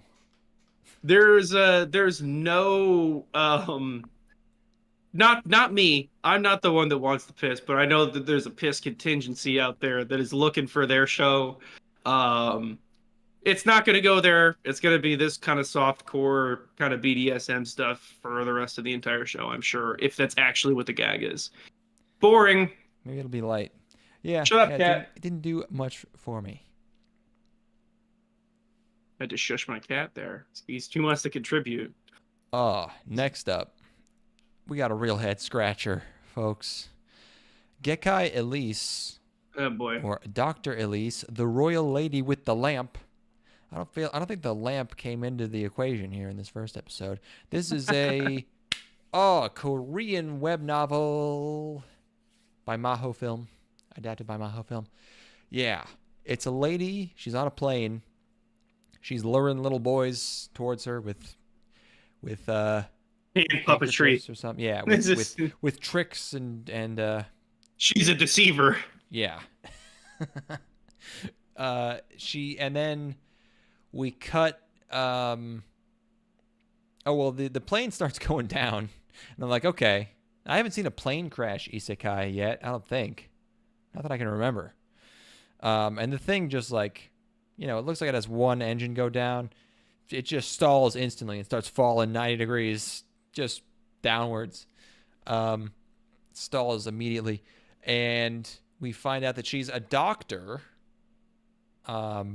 She's a surgeon. She's a surgeon, and they bring her in, and they're like, oh, no, what do we do, doc? This guy, he's fucked up on the inside, and she does a brain blast. She's like, whoa, and all the neurons in her brain explode, and she figures out how to chop people up correctly. This thing that she had gone to school for, presumably. She has to go through this vision sequence to get there. It'd be amazing if she didn't go to school. That'd be even more impressive. Are there surgeons that are like way more skilled than other surgeons? I feel like that can't really be a thing. Like it's the most primitive like form of medicine. I mean, you're just cut. I mean, I know there's like a bunch of equipment and techniques and shit, but it's like you're just following kind of a list of procedures. Like I feel like the skill ceiling is basically capped. Well, isn't it really like it comes down to like mechanical finesse at a certain point? Like, isn't it literally you just have a steady hand and you're able to retain, the different things that you have to do? Yeah, I just feel like it's not much of an art or a sport. Like you could just have like a ton of procedures and protocols in your head and just know them really fast and react to bad shit going down fast. But I mean, that's kind of all you can do. It seems like. I don't know. Yeah, I unless you're on like the bleeding edge of surgery where you're inventing new ways of cutting people open or something, which I think a knife just works usually. But that'd be crazy if you were like, what if I went in from the side instead? What about the back? What if I put my hands in the ass and that's how I got to the heart? This person has lung cancer. Abby Houghton says hi. Hi, Abby. Yeah, what if I just start smacking things? The only way that we can cure lung cancer is if I get to grope her tits. That's I need a burst of energy. What do I do? I need somebody to suck me off. Stat. I need somebody over here sucking my cock. It's the only way I can focus. If you're that good at surgery, I bet you can swing that. I bet you can get somebody jerking you off after 20 theater. Hours. Yeah, you're standing up. You need a release. I need a release. It's Monkey Monday. Yeah. It's the Wild West in that operating theater, man. 20 hours. I think if you're inventing new shit in the operating room, I think you're getting sued. Even if you succeed, you're getting sued. You know. We have to go outside the conventional. It's like this conventional line of surgery won't work, and it's like I buck convention, and then you just sever their their spinal column. We're trying something different today. Freestyle surgery. Yeah, well, you have a flashback to the fuzzy dice on your rearview mirror that morning, and you're like, wait a second, I think his heart needs let's say 4 new ventricles. I'm gonna pick a random number and give him that many new veins. What if I connected his asshole to his mouth? What if a human but a perfect circle? It's ingenious. You're going to kill him. No, I'm going to make him perfect. He's only being born. You have the schizophrenic break while operating. He's not even lived yet. He's not even truly lived. You're not even like an actual heart surgeon or anything. No, you're like one of those dudes that injects cement into girls' asses for plastic surgery. You call yourself the surgeon, but you're really just taking rubber cement and putting it into a girl's tits. We just lost everybody that showed up for the stream. Oh, what if you're pulling quarters out of people's organs and showing them and like doing tricks for the other people in the operating room? Oh yeah, like you hide you put it in your hand and you teleport it over to the other hand or whatever. It's like I'm gonna transfer like you know. Yeah. Oh, see, now you have 2 gallbladders. Oh, where'd these come from? Yeah. Oh. I'm kind of like the Joker of surgeons. You know, Joker was just a movie about a regular guy to me. I watched the first Blackjack OVA episode. That's the impression I get. Yeah, it was Blackjack-ish because it's a doctor. But here's where it gets if you're a fan of Blackjack, you will love Gekai Elise. Maybe. But here's where it gets truly insane. Is after we establish that she's a crazy, amazing surgeon. Oh, God. Well, also, okay, first of all, she's a doctor in modern times, but she's been isekai'd. She was originally like a fantasy lady and part of a noble family who got burned at the stake, and now she's a doctor in this life, which is her new life. And then it cuts back to the plane crash she's in, which I guess is in the past, and she's like the sole... it seems like she's the sole survivor, but she's not actually. Everyone's injured. And just like... this plane has crashed. Everyone is unconscious except for her, I guess. And I was like, how are you going to surgeon your way out of this one, Doc? And she walks over to this kid next to his mom, who is just like seemingly dead or unconscious. And she goes, what's wrong? Which was that was a very funny moment. This is unhinged. This is unhinged. And then proceeds to fix everyone up using just all these, first of all, office supplies in an airplane. Like there's a stapler. They're like, what? There's like shards of glass, which I don't know much about airplanes, but I feel like the glass is not made out of the type of glass that can like shatter into, shards that you can like cut things with. I feel like that would be a bad idea. It's probably made out of like some type of safety glass. Plastic, maybe. She has like a bottle of isopropyl. You can't have that on a plane. There's no way. Whatever. So she just fixes everyone on the plane so that no one dies in this plane crash. Great. And then she dies and goes back to the first life? That is the craziest thing of all of this. Have we ever seen this? What? Why? Like, why? We spent all our time in this episode with this doctor character. This whole reunion she has with her like past family means nothing to me as a viewer. No. It's supposed to be emotional. And it's like, what narrative purpose does this serve at all? That she's back this is crazy. This is insane. Well, this is one where we need to make Steven watch it. Like, this is one that Steven needs to watch for sure. He just loves it. He thinks this is the best thing ever. Oh my God, she's back with her family. I hated the injured woman. I thought she was a cunt. I didn't like her. I didn't like the girl who was injured. Yeah, why is she talking to this little kid? Yeah, this made me feel like I had gone insane. This is one of the craziest isekai confabulations. There's so much to go through. Like, first of all of the surgeons are just pretty ladies.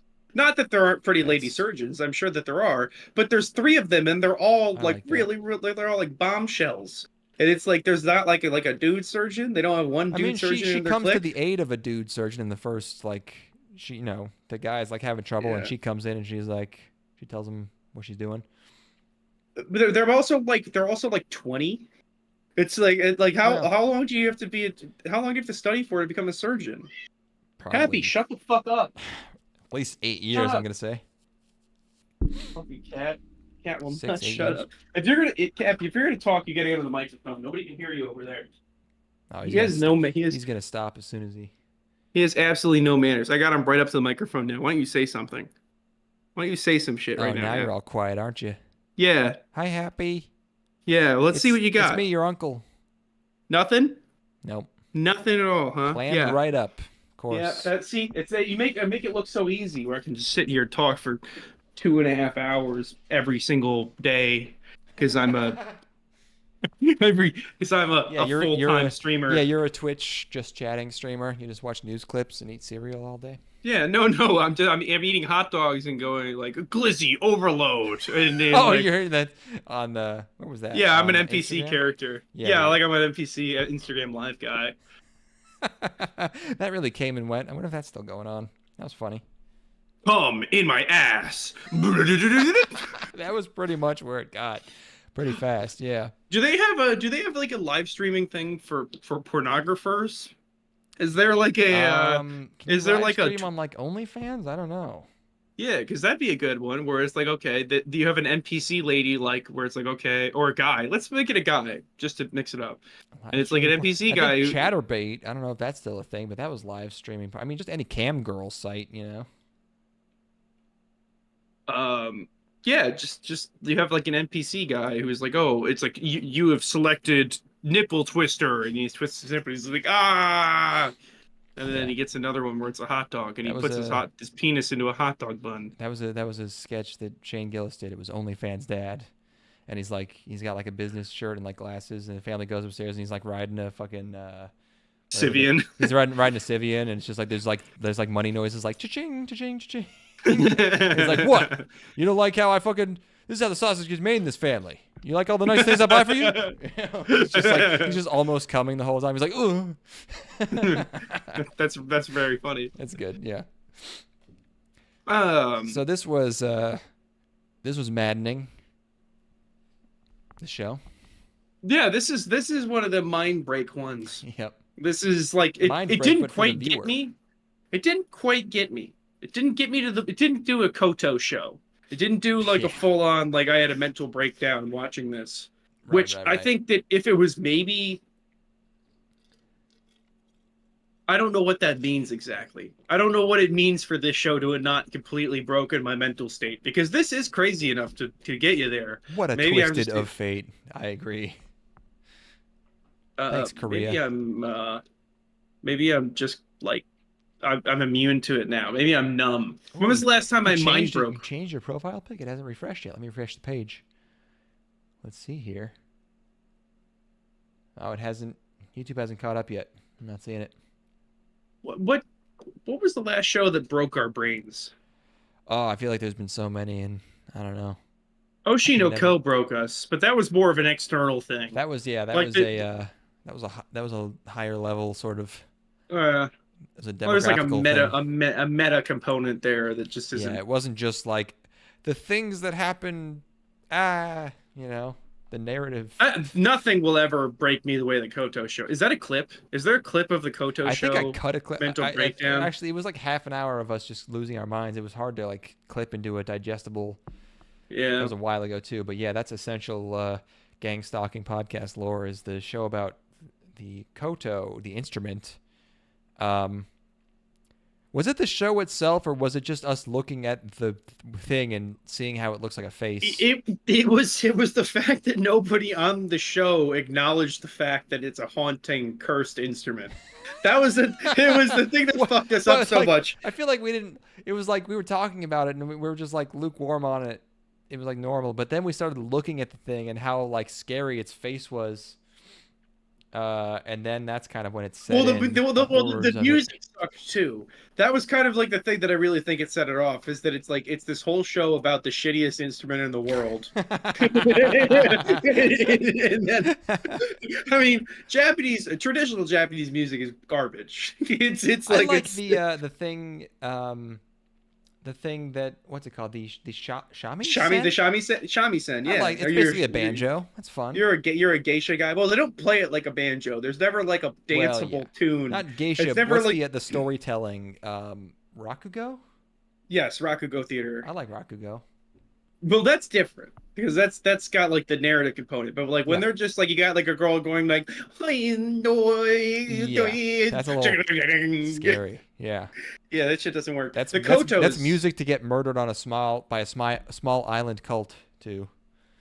The Koto is the fact that they had to put a face on the goddamn thing really. Well, it's not on purpose. It's what's it called? Odopoya or whatever. You just see the face. It just acts. Yeah, it's basically the same thing when you see the machine elves. It's like that's what they look like, I think. Yeah. Okay. Anyway, that's enough of that. Yeah. Very scary stuff. All right. We're almost there, baby. 30 Sai. I say 30 Sai. I forget how to. I think it's what is it? Sankyu. Sankyu. Oh no! Thank you. Don't. Can't believe I missed that. Made Doutei Dato Mahou Tsukai ni Nareru Rashii. Cherry Magic. 30 years of virginity can make you a wizard. Manga satellite. Ethan, you told me you love this show so much that you only wanted to talk about it and not me, only yourself. Because so, go ahead. Is there some sort of external factor maybe that makes you incapable of talking about it? Because I know that you really love leading the show. Well, you also told me about how you would like pretend to go along with my bid and to kind of throw it back at me while we're talking about the show and to act like I'm the one who likes it or relates to it, but that actually on the inside you're just sort of using that to couch the fact that you love the show so much and care so much about it and are so passionate about it. So I'll still honor your wishes and let you do all the talking about it. Are you playing coy because you know that the show is actually just about us?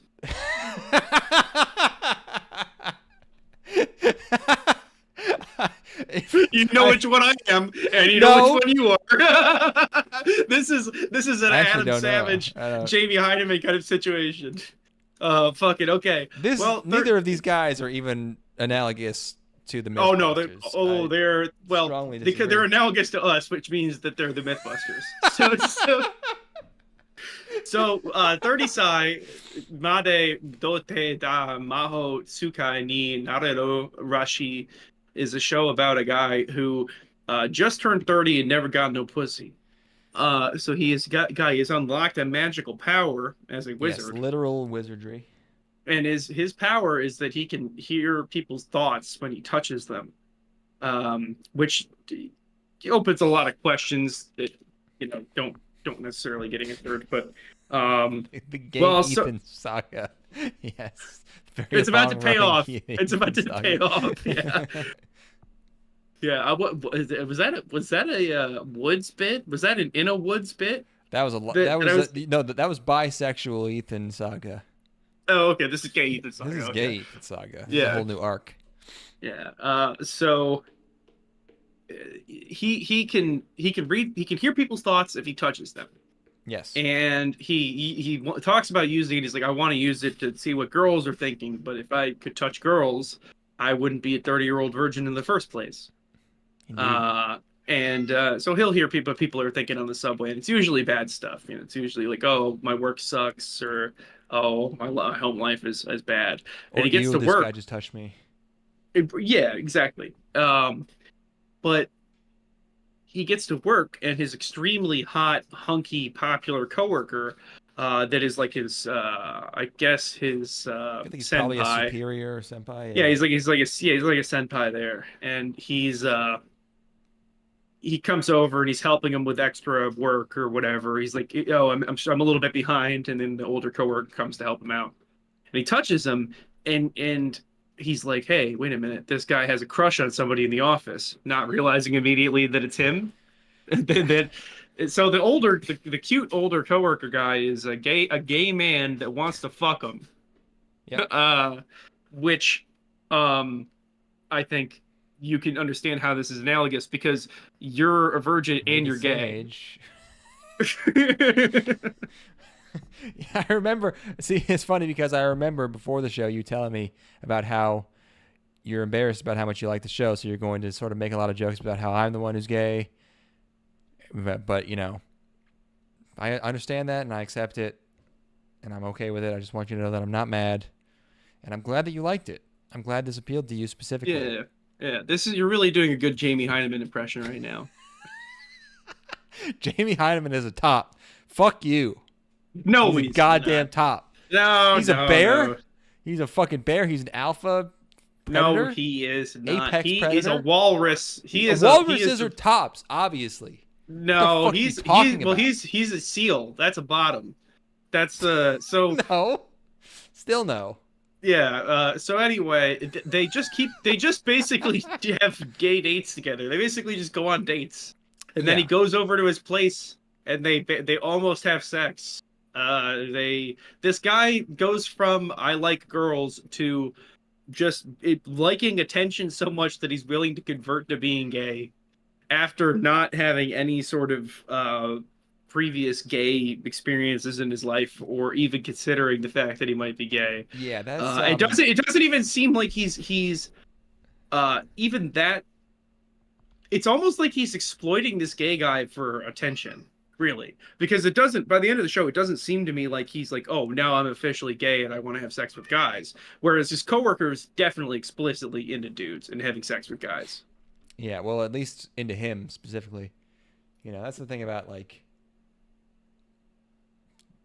you know, Japan anime. It's like people aren't rarely gay, but they'll really like a dude, you know. This dude wants to suck him off. That dude wants to suck our main character off, yes. And it's you know, I don't know much about yaoi or BL, except for what I've learned from all of the VTubers I watch who are always really into it.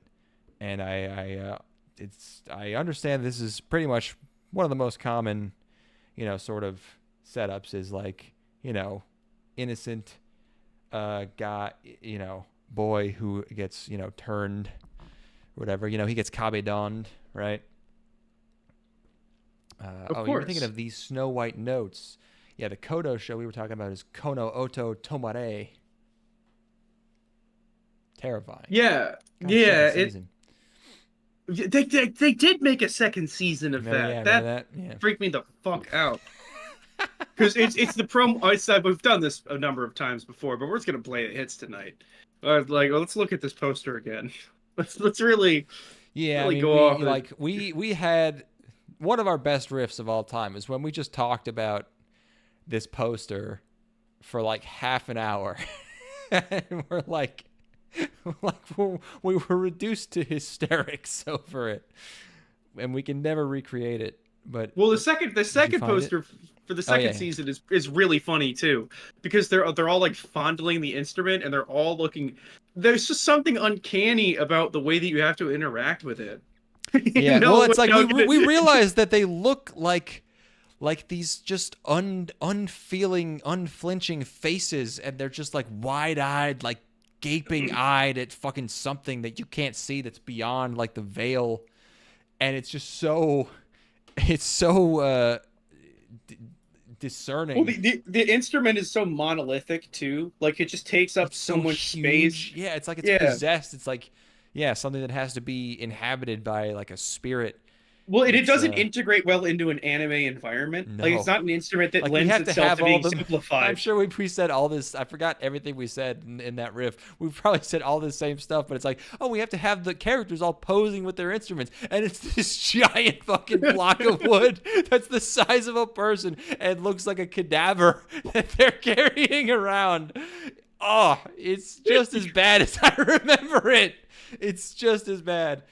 We should. You can't even look at it for about 5 seconds before I was like, it starts oh over. man, that moment's gone. It's whatever. It's so many years have passed. I go back. I'm pulled back immediately. Like, holy fuck, dude, look at this shit. The one that freaks me out is the one in the way in the background. He's got like a lopsided sort of face thing going on. That's the troublemaker. Yeah, I feel like the crazy eyes are different sizes on them. And, some of them are facing away. It's so bad, dude. But like, why do they have to draw so much detail in all of them? Like they must have just like 3D rendered like a couple. Like it might be like a a government like funded taxpayer project where it's like, we need more kids interested in traditional Japanese instruments. So it gets like some grant money. I suppose that abject horror is a form of interest. And yeah. Staring up at your ceiling, praying that a koto doesn't come out of your closet. We'll get all these cool kids and one girl. That'll get everyone interested in the koto. This fucking hot. This is like a reject Digimon team. This is like a fucking the guy in the back. They got the fat one. He's like the he looks like he's got some attitude. Okay, we can't look at it anymore. It's gonna haunt my fucking nightmares. Christ. Well, that was the last show. Yeah, it's about being gay. And it was about being gay. Yeah, I know this is not for me. I know that I'm not it's for you. But it's not for me. You told me you were going to say that it's actually for you, but you're going to say that to sort of take the heat off yourself. That's but fine. it's genuinely it's kind of difficult to watch where it's like no, because the main character's not gay. And he's basically he's using this other guy for attention and playing off of he also knows his inner dialogue, which is not fair. That is cheating. I thought the other guy was gonna be revealed to also have telepathy, and it would be like that could still happen. Yeah. But it's like, it's basically our main character. He's as into dudes as like a lady is, where he needs some cajoling. He needs a little bit of coercion. Consensual coercion, Well, he's like manipulating him, or and playing off of his emotions, and it's off-putting. I might have overthought this. There's more gay shit this season. I hope so. Bravern. What is that? Resident gay expert over here. Oh, it's robots. This ain't gay. What the hell? I wonder if... Oh, I'm looking at it. Oh, yeah. Oh, yeah. Okay. I wonder if that kid that got kicked out of his foster home because he was jerking off to gay porn would like this. You should call him up. You should find him. Yeah, let me see if I can find him. Hire a private eye. What was his last name? Get in touch with the private eye and be like, I need you to find this kid, or get that guy who's really good at GeoGuessr. And just be like, I need you to find this kid. This was his first name, and he might have been gay, but maybe not. That's it. That's all the information I have to go off. I'm looking for photos of this guy to see if this is him. No, it's not him. Hey, I have a question. Were you gay in 8th grade? Were you jerking off to gay porn and then came? Did your host brother, foster brother, catch you jerking off and then coming to gay porn? How'd that make you feel? I need closure. How did you feel? Did you continue doing that? It's important for me to get closure. Yeah. This has been eating at me my whole life. Yeah. Please do this for me. I know that it's probably traumatic for you to relive this experience, but I gotta know. Did you come? Gotta know. Inquiring minds want to know. Well, okay, that's part 3, I guess. Yes, yeah. that was part 3. Thank you for joining us, everybody. Holy shit! Is the next one how many episodes is that? Is that only 8? 8 or 9? Let's go, dude. We're almost Oh, done yeah, with this. This one was. Yeah, so same number as this one. That's very doable. That's so doable. We're on. Our way. We don't have a choice. And we do not have a choice. This is a prison that we have built for ourselves. Yep. I'm not going to be the one that stops. So I'm not get stopping ready anytime soon. Yes. Thank you for joining us. I think we should watch Jujutsu Kaisen when we're done with this. Oh boy, there's a lot of it. First of all, we watched the first season. I think it's only 13, right? Yeah, people aren't crazy about that first season because the second one's supposed to be an improvement, and even then, people don't really like it. All right. Don't we still have some Railgun to watch? No, we have Index. The second half of the 3rd season of Index. Season 3. Yeah. Wow, we'll close that loop after 3 years or whatever. Yeah, it'll be fun to come back to that. I would love some Index. That's fun. All right. But yeah, we got ideas. We'll be coming, hopefully finishing off the season, then we'll be coming back at you. All right. Totally watch that, he said. All right. I don't know. Wait, you're talking about Jujutsu Kaisen? Or Index? I don't know. We'll get to both of them, maybe. We'll watch them both at the same time and get confused. Do one episode on both of them and be like, wait, which one did this? Which show did he punch the Pope in? I forgot.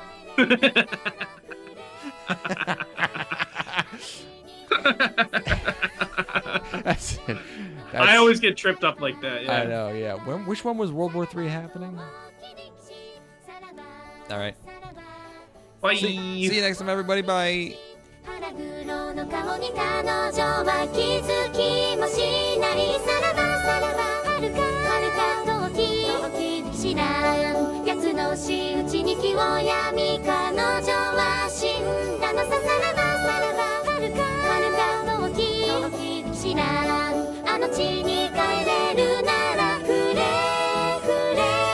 あの地に暮らすのさ骨をうずめるのささらばさらばと大き力士さらばさらばと大き